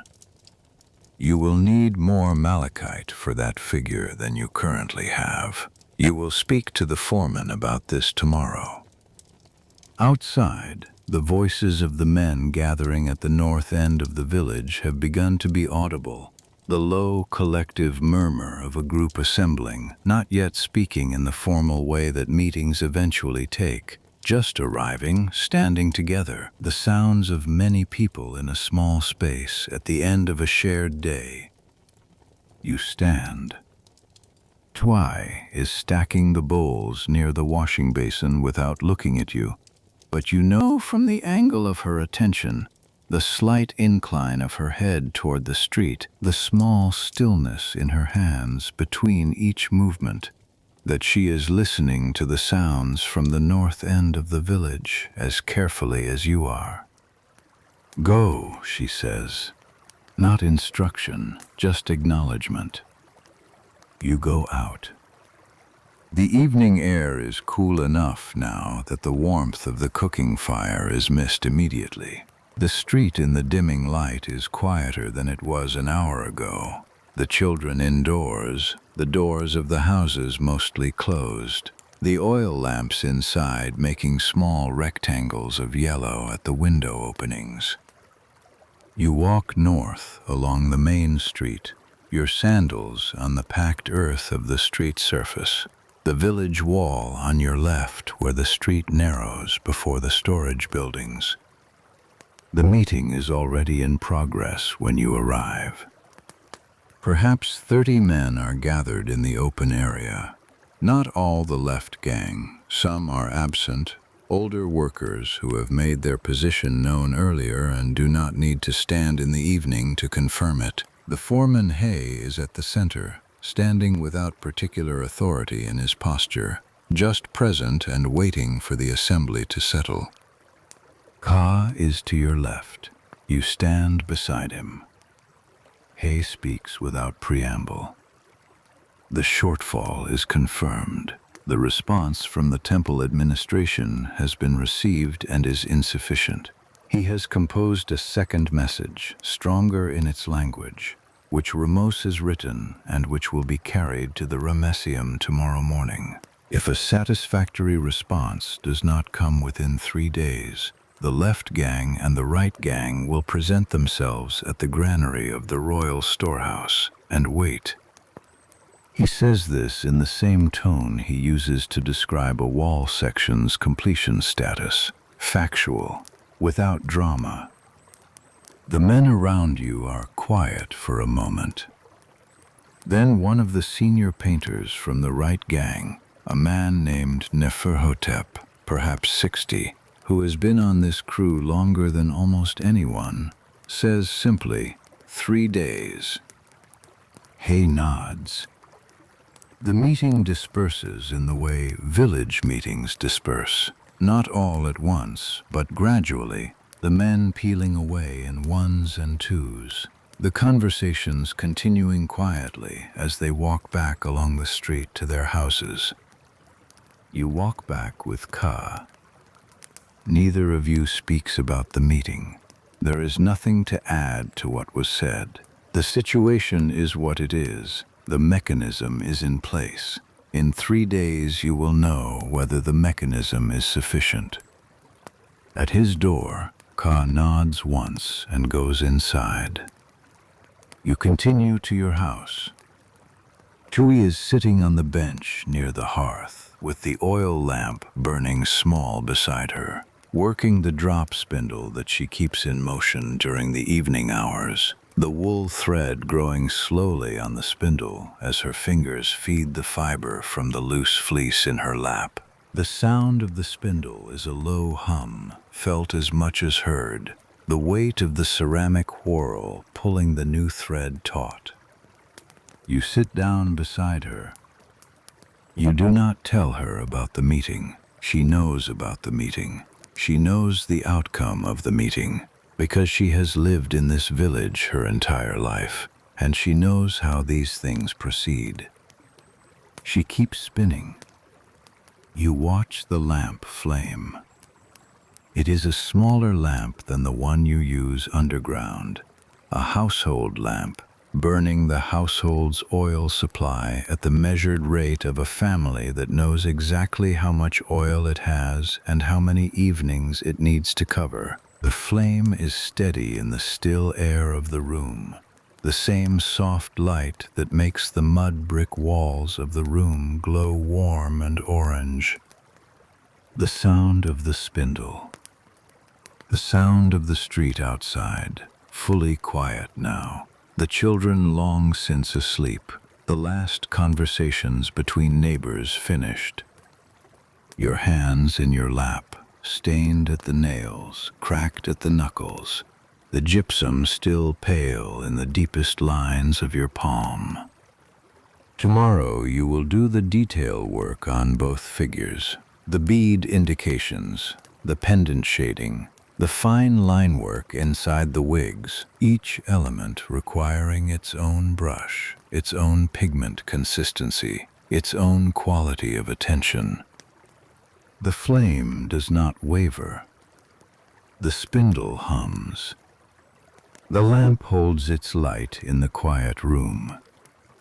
Outside, the valley is in complete darkness, the limestone cliffs invisible against the night sky, the tomb entrances sealed against the air, the figures on the wall inside them standing in the dark in their procession, the Soker Osiris outlined and waiting in the 5th hour of the night for the color that will make it complete. The oil in the lamp is sufficient for another 2 hours. You will not be awake in 2 hours. You close your eyes. The spindle hums.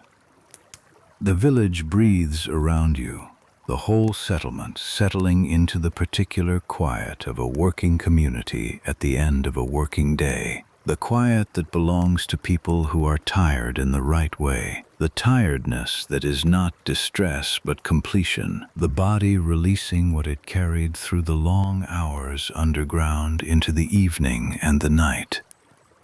Sleep comes the way it comes when the work has been done. without announcement, without ceremony. Simply present. The morning comes back. It always comes back. You are awake before the lamp has gone out. It is still burning, very low, the oil nearly spent, the flame a thread, and the room is the gray dark of early pre-dawn. The light not from the sky yet, but from the fading lamp and the faint luminescence of mud brick walls that have absorbed a day of sun and are releasing it slowly through the night. Tuai is asleep beside you, her breathing steady and slow. The drop spindle set down on the floor near the bench where she was sitting when you fell asleep beside her. You do not know when she moved from the bench to the sleeping mat. You were not awake for it. You lie still for a moment. Your hands, lying open beside you, are visible in the near dark.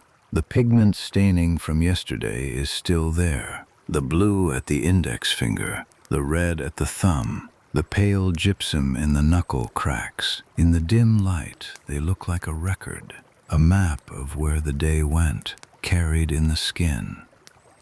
The lamp gutters once and goes out. Complete dark for a moment, and then the pre-dawn gray begins to separate itself from the dark, the faint suggestion of light at the doorway where the cloth cover does not quite reach the frame. You are already thinking about the wall. The third figure's collar, finished in base coats, waiting for the detail pass. The fourth figure beside it, collar laid in, wig complete, the rest still in outline. Today you will do the detail work on both.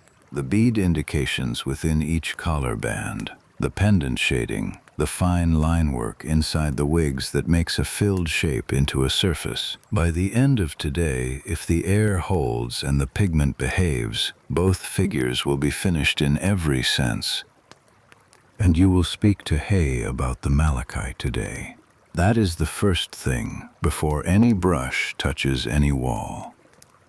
You dress quietly, the work kilt, the sandals laced sitting on the edge of the sleeping mat. The house is cool from the night and will warm quickly once the day begins, but right now your skin registers the stone floor of the first room as cold through the papyrus weave of the sandal sole. You fill the lamp at the oil jar near the door. The oil is getting low. Another thing to note, another item in the household accounting that runs continuously in the background of everything else. You have enough for perhaps 4 more mornings before the household supply needs replenishing. But the delivery comes today. Tui said so last night. The grain arrives today, and with it the oil measure that the ration includes, and the household accounting will reset. You go out. The street is in the pre-dawn state you know. Not dark, not light. The sky above the village wall, the particular deep blue that comes before any actual color appears in the east. 2 other workers are ahead of you on the street, their lamp flames visible at the far end. Moving toward the gate, you follow. Passer marks your departure in his morning register. The gate opens. The path north and east to the ridge. The climb this morning is the same as every morning. Steep at first, then the gentler middle section, then the final push to the ridge top. Your body knows it without your attention. You are thinking about the detail work, about the specific sequence of operations on the third figure. Which band first, which brush, what consistency the pigment needs to sit on already dried base coat without lifting it or sitting too chalky on top. At the ridge, you stop. To the east, the Nile Valley is beginning to emerge from the dark. The first light is not yet at the horizon.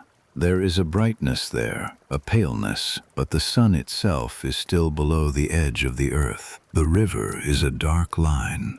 The fields are dark. Thebes on the far bank is a darkness with occasional lamp points in it, the first fires of the day beginning. You stand for the moment you always stand. Then west, the descent, the valley. The valley floor is cold this morning.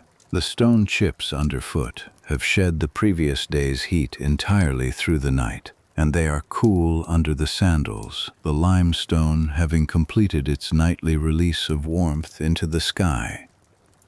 The tomb entrance waits in the valley floor. You duck and enter.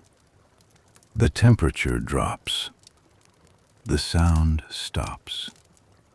These two things, every morning, as reliable as the path up the ridge and the view from the top and the smell of the first bread. The temperature and the sound are the entrance. They are how the tomb announces itself. You begin the descent. 30 steps, 35, 41. The antechamber, the completed figures in lamplight, the corridor to the left, the side chamber doorway. You enter. The chamber is as you left it yesterday afternoon. The tools in their positions, the pigment dishes covered, the west wall procession standing in its unfinished state in the dark that has been here since you walked out 12 hours ago. The dark has not changed anything. The figures are exactly as you left them. You set the lamp in its niche. You unpack the brushes, you check the blue. Still good, the gum held through the night. You check the malachite supply. Less than you thought, perhaps half a dish remaining. Enough for today's detail work on the collars. Not enough for the Soker Osiris when that commission comes. You will speak to Hay before he reaches the inspection position. The foreman arrives perhaps 20 minutes after you. You intercept him at the chamber doorway. The malachite, you say. What we have will carry the detail work this week. It will not carry the south wall's 5th hour. Hay looks at the south wall from the doorway without entering. He is doing a calculation you cannot see. The timeline, the stock levels at the crew's stores, the lead time for a requisition to the East Bank Temple stores. I will send Ramos today, he says. The East Bank stores will have sufficient. It will be here in 3 days. You nod and go to the west wall. The third figure first.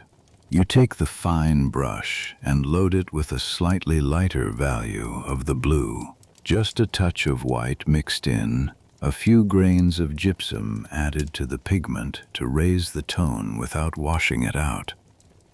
The first bead indication goes into the upper blue band of the collar. A small stroke, ovoid, perhaps 4 millimeters long, placed at the center of the band, slightly lighter than the surrounding color. It reads immediately as a raised surface, the convex face of a bead catching the light that, in reality, is a clay lamp across the room, but that in the painting is the light of a world where there is no lamp, where the light comes from the divine presence of the figures themselves. You place the second bead, the third.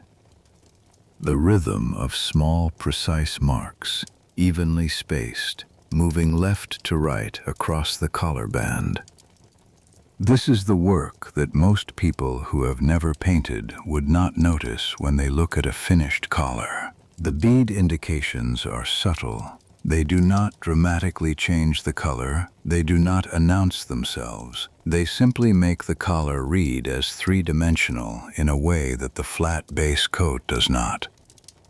If you were to show someone the wall before and after the detail pass, they would say it looked better without being able to say why. You know why. You put the why there. The morning proceeds. Ka arrives and goes to his section without comment. The older apprentice arrives with the water. Nebu is late, unusual, and you notice it.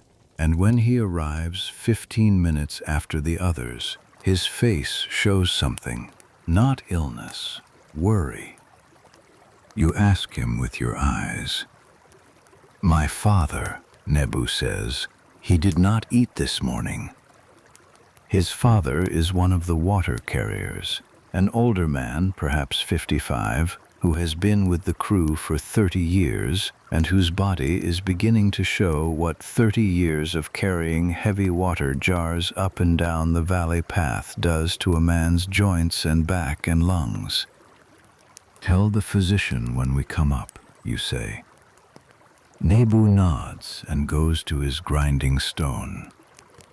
The village has a physician, a man who works from the records of his predecessor's predecessor, the medical knowledge of the crew passed down through generations, the way the painting knowledge is passed down, through family and apprenticeship and the careful copying of medical texts onto papyrus and ostraca. He is not a physician in the sense of a man who studied at a formal school on the East Bank. He is a man who has been taught everything the village knows about treating the illnesses and injuries of people who work underground, carry heavy things, and live in close proximity to one another for their entire lives. You return to the beadwork. The second blue band, the red, the green, the yellow, the lower blue, and then the pendants. The detail pass on the third figure's pendants, which in the base coat came out correctly, but which now need the fine shading that separates one pendant from the next and makes the row read as separate objects rather than a repeated shape. The pendant shading is done with a slightly darker value of each color, a small amount of black mixed into the edge of each pendant, just enough to suggest shadow where one pendant overlaps another. It is not a deep shadow. The Egyptian convention for depth in this corpus of images is minimal. These figures exist in a sacred space outside the normal rules of light and shade, and too much modeling would make them look wrong, would pull them out of the visual language they belong to. The shade is a suggestion, just enough. You work your way through the third figure's collar in 3 hours of steady attention. When you sit back from the third figure, the collar is finished, not just laid in. Finished, the detail work complete, the bead indications present, the pendant shading done, the final edge touches that tighten the outermost border of the collar against the white ground of the figure's chest. You look at it. It is correct. It is correct in the way that the senior painter's work in the antechamber is correct. Not just accurate to the canon, but present as a made thing, the labor in it evident not as effort but as quality. The difference between this collar and the collars you were painting 2 years ago is not large.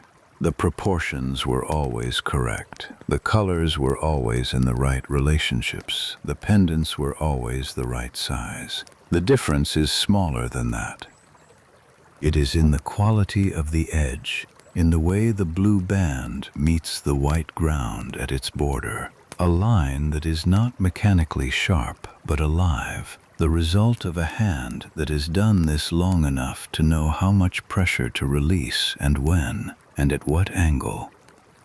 You have been doing this work for 6 years. You are getting better. The foreman does his mid-morning inspection. He comes to your section, looks at the finished collar, looks at the fourth figure's collar, which is next on your sequence, makes no comment. This is its own form of approval. Hay speaks when something is wrong. When nothing is wrong, the silence is the verdict. He moves on. You move to the fourth figure's collar and begin the detail pass. The fourth figure's collar detail work follows the same sequence as the third. Blue bands, bead indications, the light value blue stirred to the same consistency as before, the same size marks, the same spacing. Your hand does not need to think about this anymore. Your hand knows. By midday, the fourth figure's collar detail is complete. You stand and look at both finished collars together. They match. Not in the approximate way that competent work matches, in the precise way that good work matches, the kind of matching that requires you to look twice to find any difference, and even then you are looking for it because you know where to look. You eat bread, you drink water. The lamp is refilled by the apprentice. The afternoon. The afternoon on this day is different from yesterday's afternoon because something in the accumulation of the work has reached a point that you can feel. Not completion, you are nowhere near completion of the full commission, but a phase completion. The west wall's procession has reached, with today's detail work, the point where 2 full figures are done in every sense. What remains on the west wall is the lower register work and 3 more figures in outline that need their full sequence of color, perhaps 5 or 6 more days. But these 2 figures are done. There is a particular satisfaction in this that does not express itself as emotion. It expresses itself as a slight slowing of your movement, a quality of finish in the way you clean the brushes that is more thorough than the mid-session cleaning, the specific careful way you cap the pigment dishes when you are done with each color for the day. Ka notices. He says nothing, but there is a small adjustment in the rhythm of his work, a brief pause that acknowledges without commenting, and then he continues. This is the language of people who have worked together in the same small rooms for years. The afternoon deepens. You are working on the 5th figure now, its wig and the beginning of its collar, laying in the base coats that tomorrow's detail work will complete. The 5th figure carries a haunched animal, a trussed gazelle, its legs bound and its head hanging forward in the specific posture of a sacrificial animal, slung across one shoulder, the other arm extended forward to balance the weight. The gazelle is a small element of the composition, but it is the most detailed object on the entire west wall. More detailed than the offering stands, more detailed than the lotus flowers, more detailed than any part of the figures themselves.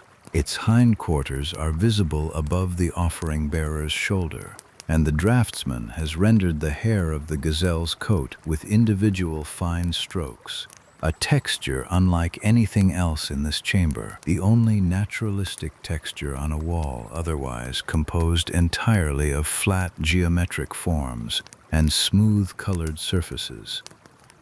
You will paint the gazelle last. Right now you are on the upper section of the 5th figure, the wig and the beginning of the collar, and the air is thick enough that you are working more slowly than this morning, the fine motor precision requiring more conscious direction than it did in the cooler, cleaner air of the early session. This is normal.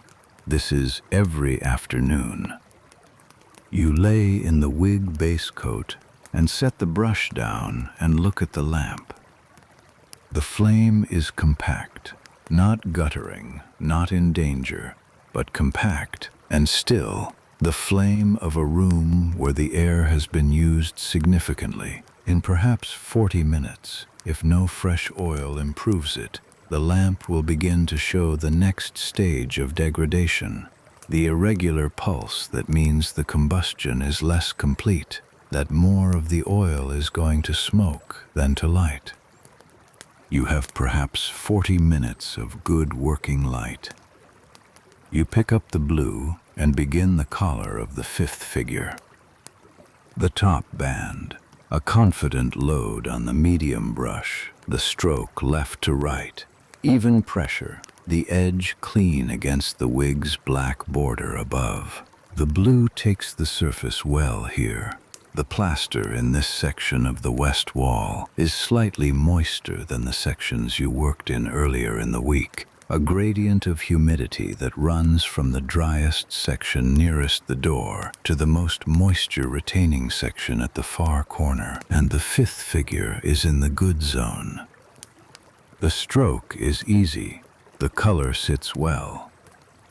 You work the collar down, band by band, and the room is very quiet. Ka has finished his lower register section for the day and has moved to the packing sequence, the careful wrapping of tools and capping of pigment dishes that signals the session's end. You hear him behind you without looking. The yellow band, the final blue. You set the brush down. The fifth figure's collar is in base coat, not finished. The detail pass is tomorrow's work, but the color is there. The figure is becoming its colors, emerging from the outlined form that the draftsman left behind into the fully painted object it is meant to be.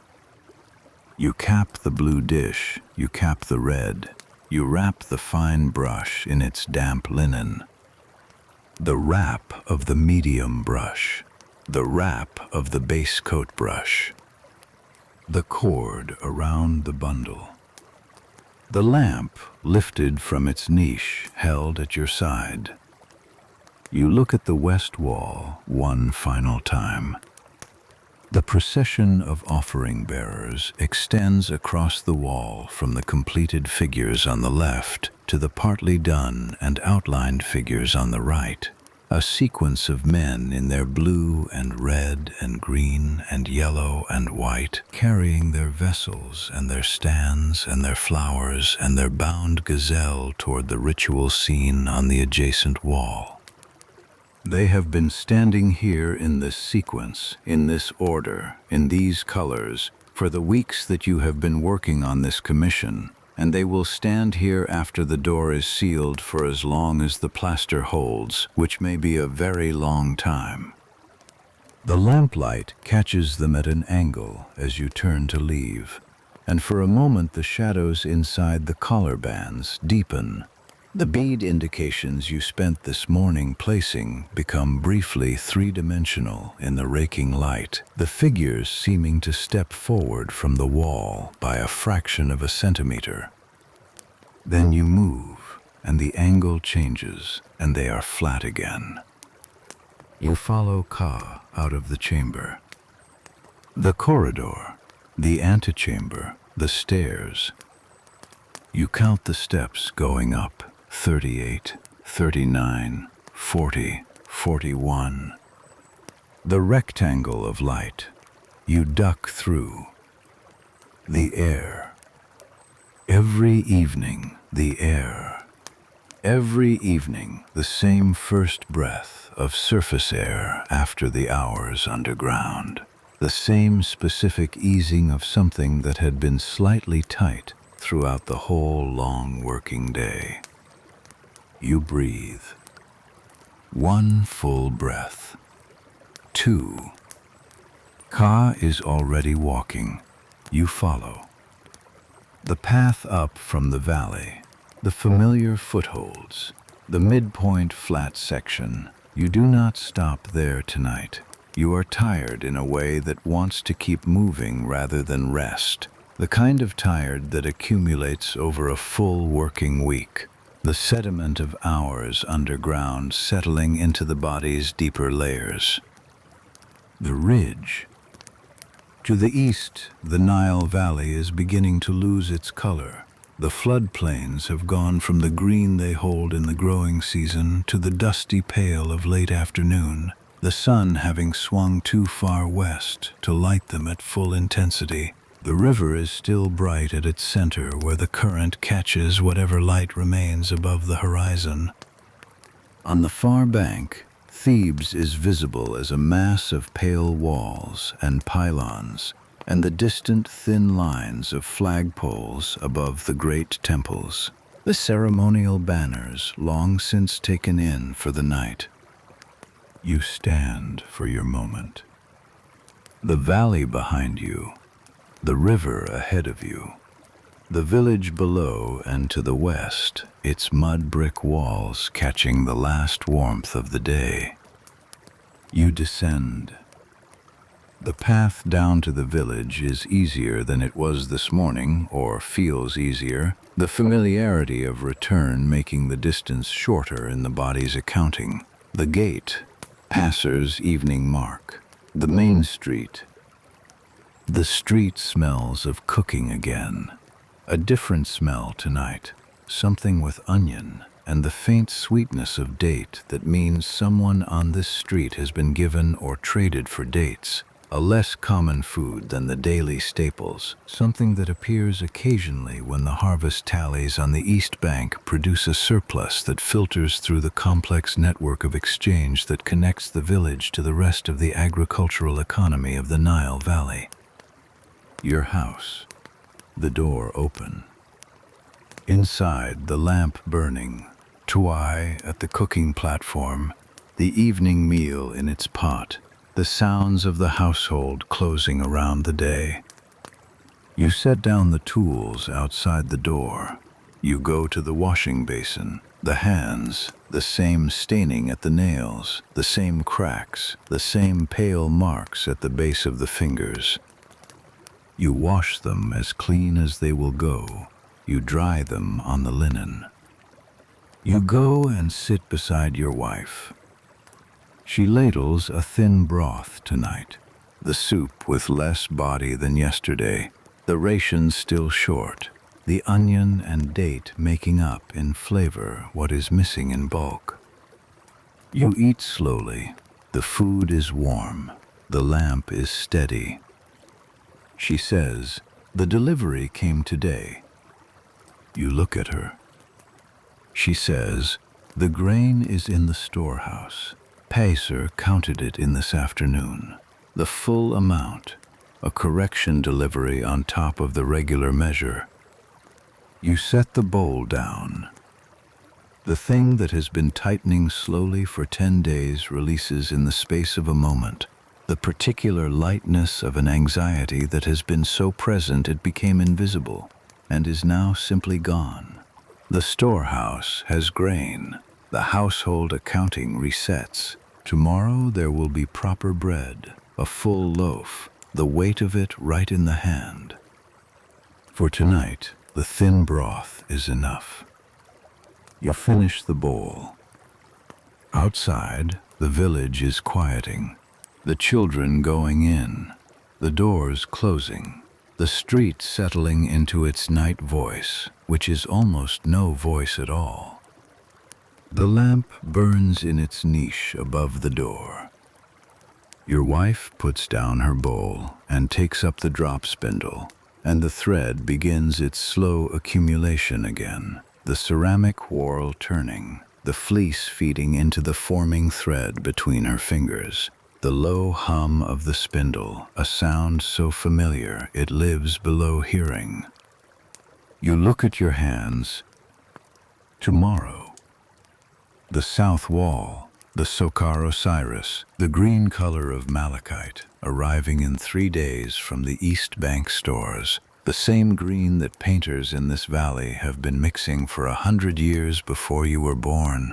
The same green that will be on the walls of tombs not yet begun, painted by painters not yet born. The color that means something particular about the relationship between death and what comes after it. You are the person who will paint that green. Tomorrow. The spindle hums. The lamp is lower now. Not out, but lower. The oil in the household lamp measured precisely enough that it will last to the hour when sleep is certain and not long after. Your hands in your lap. The staining at the nails. The cracks at the knuckles. 28 years old, and the hands are already becoming the hands of the work. The street outside is quiet. The valley on the other side of the ridge is dark, sealed, the tomb entrances closed against the night air. The figures on the walls inside standing in the dark they have always stood in. The third figure's collar, complete. The fourth, complete. The fifth, begun. The wall knows where it is going, even when you are not there. The draftsman's grid holds the proportions in the plaster. The outlines hold the forms. The colors you have laid hold their positions through the night, without needing you to hold them. The work goes on without you. You can rest. The lamp drops lower. The spindle. The street. Your hands still. The valley dark. The figures standing in it. You are a painter in the place of truth. You have done your work today. The lamp. The dark. The quiet. Several days pass. They pass in the particular way that working days in the tomb pass, each one distinct in its details, the specific section of wall, the specific pigment challenge, the specific quality of the air by mid-afternoon, and yet continuous, running into one another the way the stone of the corridor runs into the stone of the chamber, without seam or interruption. The fifth figure is finished. The sixth is done. The seventh is in progress when the malachite arrives from the East Bank stores, carried across the river by a temple runner and delivered to the crew's storage room near the village gate. A full ceramic jar, well sealed, the green powder inside dense and fine, ground to the quality the East Bank pigment workshops maintain. You open it in the storage room before taking it underground. The color in direct morning light is extraordinary, not the same green as vegetation or water or any natural thing. The green of malachite is its own category, a saturated mineral green that reads as both ancient and vivid, the color of something that has been the same color since before any person now living was born, and will remain that color after everyone now living has ceased. You close the jar and carry it down. The south wall has been waiting for the malachite the way a figure waits for its collar. The draftsman finished the south wall's grid and outlines 3 days ago. The scribes have done their final check of the hieroglyphic captions. Rameau's walked the full wall with his papyrus master document, comparing every sign, marking every location note, returning the following morning to make the final corrections with his finest brush and the blackest ink in the crew's stores. The south wall is ready to receive color. You stand in front of the Soker Osiris at the center of the 5th hour. The figure in its mound of sand is large, larger than the offering bearers of the west wall, because the Soker Osiris is not a human figure, and its scale reflects this. The mound itself occupies the full height of the register, a rounded form that takes up the center of the wall from the dividing line at the top to the ground line at the bottom. Above the mound, the human head that surmounts it, the face of the hidden solar aspect, the god within the god, is drawn with a care that the draftsman brings only to the most important figures in a commission. The eyeline is exact, the headdress is exact. The outline of the face holds the particular quality of the draftsman's finest work, the line alive in the way that the best line work is always alive, the pressure variation along each stroke producing a form that looks not drawn but grown. You mix the green. The malachite powder goes into the ceramic dish in careful stages, each small measure stirred into the gum arabic solution before the next is added. The process slow enough that the binder has time to coat each grain of pigment without clumping. Done wrong, the mix develops lumps that pull apart under the brush and leave an uneven surface. Done right, the pigment is completely dispersed in the binder, every grain coated, the mixture flowing smoothly from the brush in a consistent load. It takes perhaps 20 minutes to mix a working quantity of malachite correctly.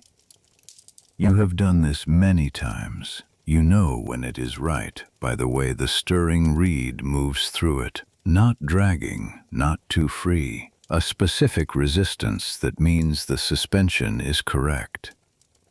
The mixture is right. You take the medium brush and load it carefully. Malachite requires a lighter load than the denser pigments, because its grain size means it does not pack as efficiently into the brush fibers, and an overloaded brush drops pigment onto the plaster in a way that creates thick spots that dry to a different tone than the surrounding area.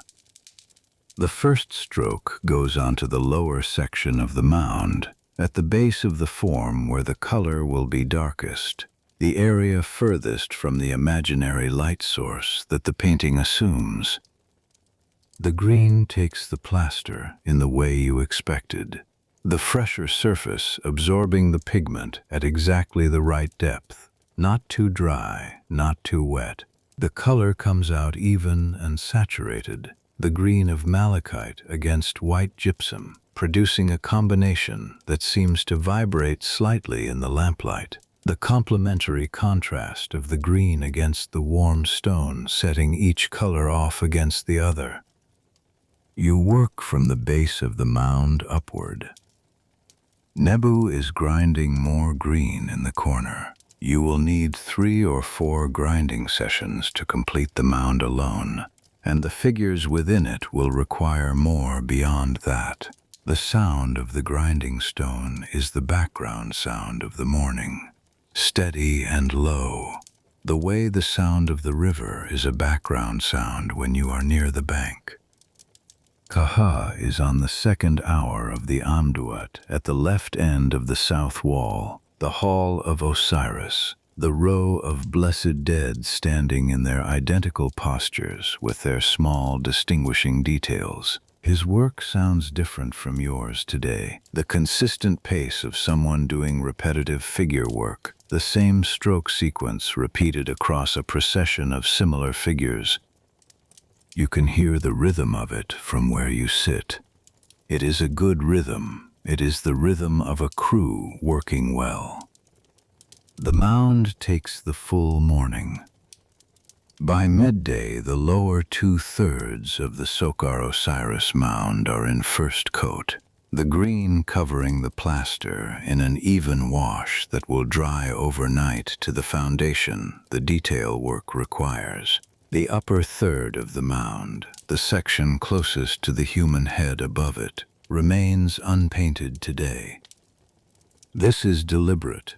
The boundary between the mound and the head is the most critical edge on the entire wall, the place where 2 different aspects of the divine meet in a single image. You will not paint that boundary until you have rested your eyes and returned to it with full attention. You eat bread at midday and drink from the water skin and look at what the morning has produced. The green mound, half completed, glows in the lamplight. Even at this stage, even as a base coat without the detail work that will give it depth and texture, it is already something. The color has a presence that the outlined form, however beautifully drawn, did not have. This is what color does. It is not the finishing step, not the decoration applied to something that was already complete. Color is what makes the form exist in the world that the image inhabits. Without it, the Sokar Osiris is a drawing. With it, even halfway, it begins to be a god. The afternoon. The afternoon session on the south wall is the first full afternoon you have spent on this wall, and the air is different here than it is on the west wall side of the chamber. The south wall is the furthest wall from the chamber entry, and the air at this end of the room has fewer pathways to the corridor beyond.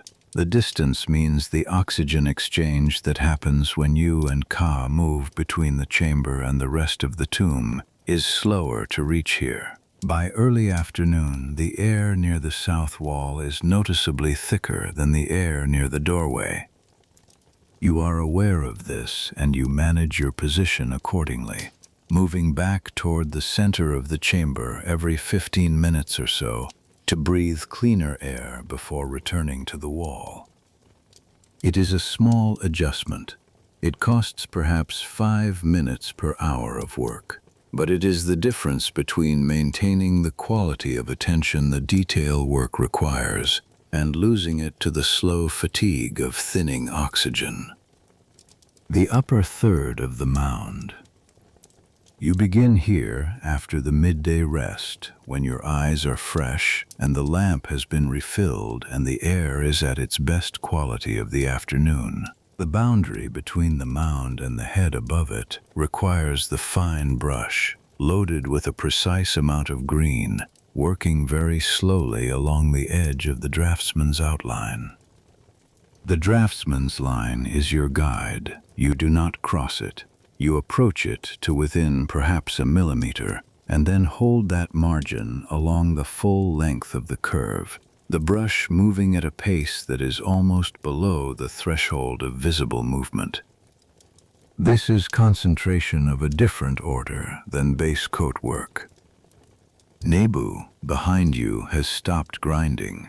He is watching. He does not ask questions when you are at the edge work. He learned early that the questions can wait, that the edge is the thing that cannot. But the quality of his attention when you are working on a critical line is something you are aware of in the same way you are aware of the lamp flame. He is learning by watching. This is how you learned. Your father's edge work, in the years when you were an apprentice, was the finest you have seen outside the senior painters in the antechamber. He worked the boundaries between colors as though the lines were his own thoughts, precise and inevitable. You have not reached that, but you are closer than you were. The green meets the base of the human head form above it in a clean, continuous curve, the edge neither too sharp nor too soft, holding the boundary between the earthly mound and the divine face with exactly the right quality of distinction. You set the fine brush down. You sit back on your heels and look at the south wall's 5th hour register. The mound is complete in its first coat, the Soker Osiris figure within it, the seated form that the draftsman rendered with such care, is still in outline only, waiting for the colors that will give it its aspects, the green of resurrection, the black of fertile earth, the gold adjacent yellow of the headdress that identifies the divine presence within the mound. Tomorrow the figure itself begins. You begin packing the tools at the end of the afternoon, the same sequence you have followed every day of this commission. Pigment dishes capped, brushes wrapped in damp linen, cords tied, lamp oil checked. The malachite jar you seal carefully and return to the kit bag yourself, not delegating it to the apprentices. At this stage of the supply, before the next delivery, each grain matters. Ka has been working quietly all afternoon, and continues working quietly now, packing his own section without comment. The two of you have spent the better part of 5 weeks in this chamber together, and the communication between you has reduced over those weeks to almost nothing, not because there is nothing between you, but because what there is has become too well understood to require words. You know his pace, you know his rhythms, You know when the small sounds he makes in the course of working mean difficulty, and when they mean satisfaction. He is satisfied today. You can hear it. You carry the lamp out of the chamber first. In the corridor you pause and look back through the doorway. The south wall is visible in the receding lamplight, the green mound of the Sokar Osiris glowing at the center of the register. The figures of the blessed dead extending to its left and right in Ka's careful, even brushwork, the hieroglyphic captions of the Amduat text running between the figures in Ramos's precise scribble hand. The wall is becoming what it is meant to be. You turn and walk the corridor toward the ascent. The climb. 41 steps, the antechamber, the rectangular light at the top. You step out. The air, the valley, the late afternoon sky above the western cliffs, the deep blue of the shadow zone where the sun has already gone, the upper ridgeline still catching light in a thin band of warm color. You breathe. The valley is quieter than usual this evening. The cutting crew from the King's Tomb further along the valley have already finished their session and left, and there is no sound from anywhere except the very faint movement of dry air over the limestone surface and, once, the call of a bird somewhere above the ridge. You stand for a long moment, longer than your usual moment. It is something about the green, about having begun the wall that the season's work has been building toward. The offering bearers of the west wall were the approach to this commission. The Sokar Osiris is its center, the reason the tomb exists in the form it does, the figure at the heart of the funerary program that the vizier's family commissioned and that every member of this crew has been working toward. You have put the first color on that figure today. Ka comes out of the entrance behind you and stands for a moment, then picks up his bundle and begins the walk toward the path. You follow. The ridge. To the east, the Nile Valley at this hour has a quality that the morning does not have, and the midday does not have. A softness in the light that comes from the sun being low and behind you, the full length of the valley visible in a single look, the fields and the river and the city on the far bank, all in the same pale, warm light that makes the distances feel compressed, the far bank closer than it is. You stand for your moment. The valley behind you, the river ahead, the village below. You descend. The gate, passer's mark. The street. The street tonight has a different quality than it has had for the past week. You notice it as you walk from the gate toward your house.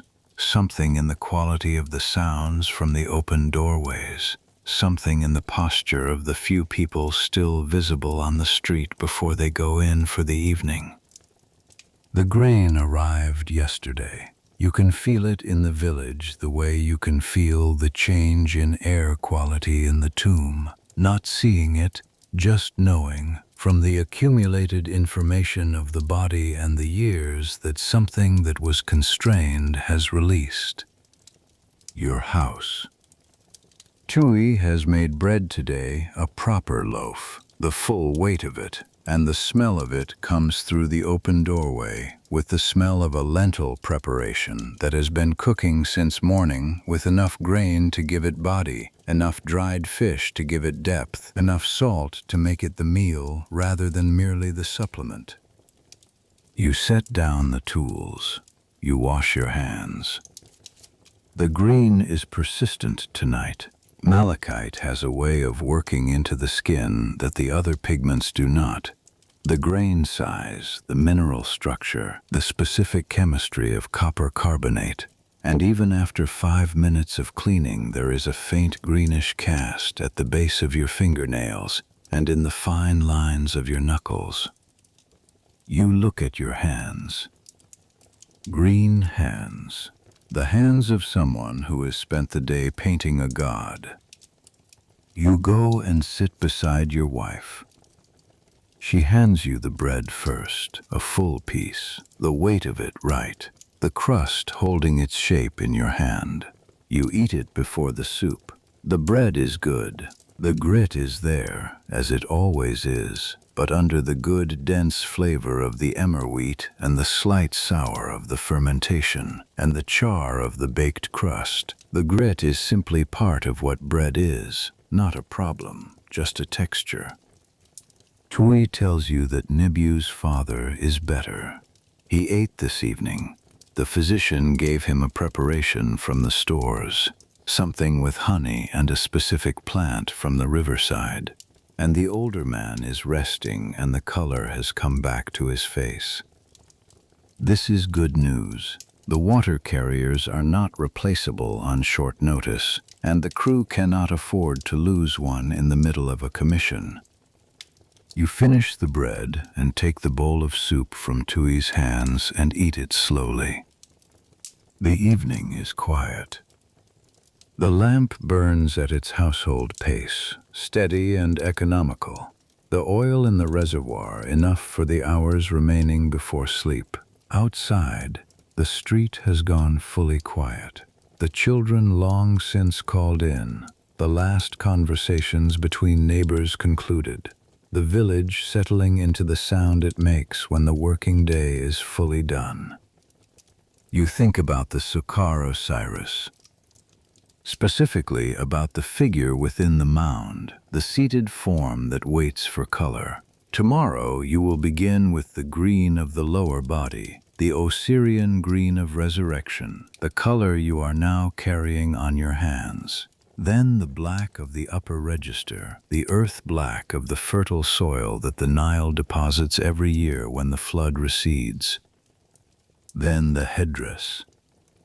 The headdress of the Sukkar Osiris, in the 5th hour of the Amduat, is an etef crown, the white crown of Upper Egypt, flanked by 2 ostrich feathers, with ram's horns at the base. It is a complex form, and the draftsman has drawn it with exceptional care. The individual elements of the crown distinguished from one another by line weight and by the slight variations in the angles of the feathers. You will need to use every brush you have for the crown. The large sections in the medium brush, the interior details in the fine brush, the absolute boundary of the crown against the background in the finest brush you own, the one you have been watching for weeks to see if it will hold. It will hold. You decided this morning, looking at it in the lamplight of the storage room, that it will hold long enough.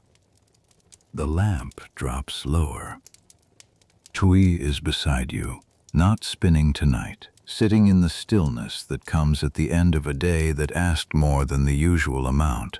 The full bread, the cooking, Nebu's father, the gathering and distributing of the ration delivery, the 100 small tasks that the household requires on a day when the stores have been replenished.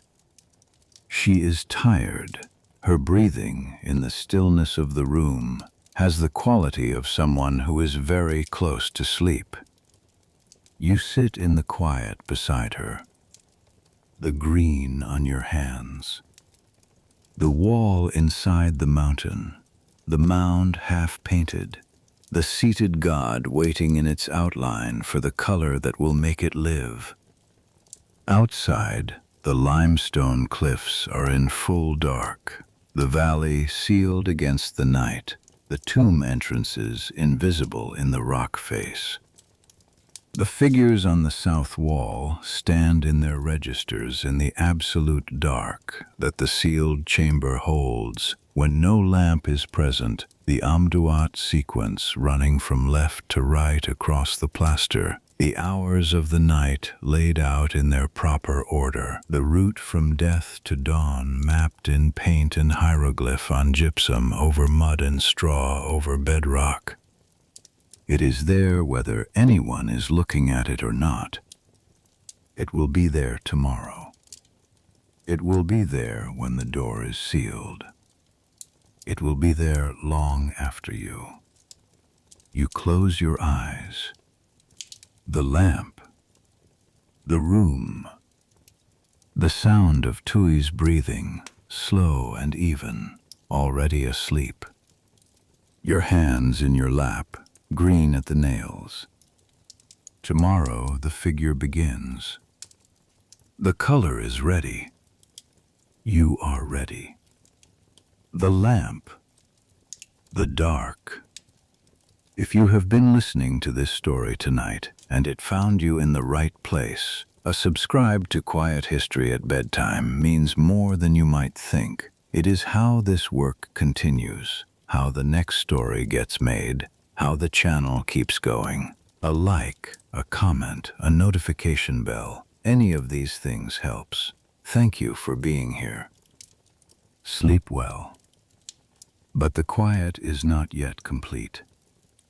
There is a sound from down the street, the sound of a single lamp being carried past the window, the small pooled light of it sliding across the ceiling of the room for a moment before it passes, a neighbor moving from one house to another for some late errand, some small thing that couldn't wait until morning. You watch the light pass. In the morning you will collect the brushes from the storage room and carry them down the 41 steps for the 100-and-something time since this commission began, and you will stand in front of the south wall and begin the color sequence on the Sokar Osiris figure that the draftsman drew with such care, and the figure will begin to become what it is meant to be, not by your choice or his, but by the logic of the image, by the color program that the commission specifies, by the religious understanding of 3,000 years that says this green and this black and this particular yellow are what a God of resurrection and death and renewal looks like when it is correctly made. You did not invent this. You are not inventing anything. What you do in that chamber, in that light, with those tools and those pigments on that specific surface, it is not invention. It is continuation. It is the passing on of a practice so old that no one in the village can trace its origin, so old that the oldest master documents in the records room are themselves copies of copies. The original source of the visual language you work in somewhere back in a past that is beyond anyone's memory or record. Your father was part of that continuation. His father was, and the painters before them back through the decades and centuries, each one doing what you are doing, crouching in a small chamber with a lamp and a brush and a standard they did not set, working the best they could within the system they inherited, adding their layer of skill to the accumulation of the craft. You will add your layer. Tomorrow and the days after tomorrow and the weeks after that, until the south wall is complete and the chamber door is sealed and the vizier's body is placed in the burial chamber below and the whole commission is finished and the crew moves to the next commission, which will require the same knowledge and the same care and the same quality of attention in a different chamber in the same valley under the same ridge above the same village. The lamp has gone out. You did not notice the moment it went out. You were thinking, and then the room was dark. The darkness complete in the way only a room with no window is ever fully dark. You are comfortable in the dark. You have worked in it, next to it, at the edge of it, your whole working life. The darkness in the sealed chambers of the valley is not threatening to you. It is simply the condition in which the images exist when you are not there, and when you are there, you bring the light with you. Tomorrow you will bring the light again. You will bring the light and the green pigment and the fine brush and the years of work that have gone into making your hand capable of what the south wall requires. The sealed dark holds the figures. The morning will bring the color. Your breath slows. The room is quiet. The village is quiet. The valley is quiet. The limestone cliffs stand in the full dark above the river. The ancient stone that has been here since before the first Pharaoh gave the first command to the first workman to cut the first chamber. The stone that will be here after the last lamp has burned out and the last painter has set down the last brush. The stone holds the dark. The figures stand in it. You rest.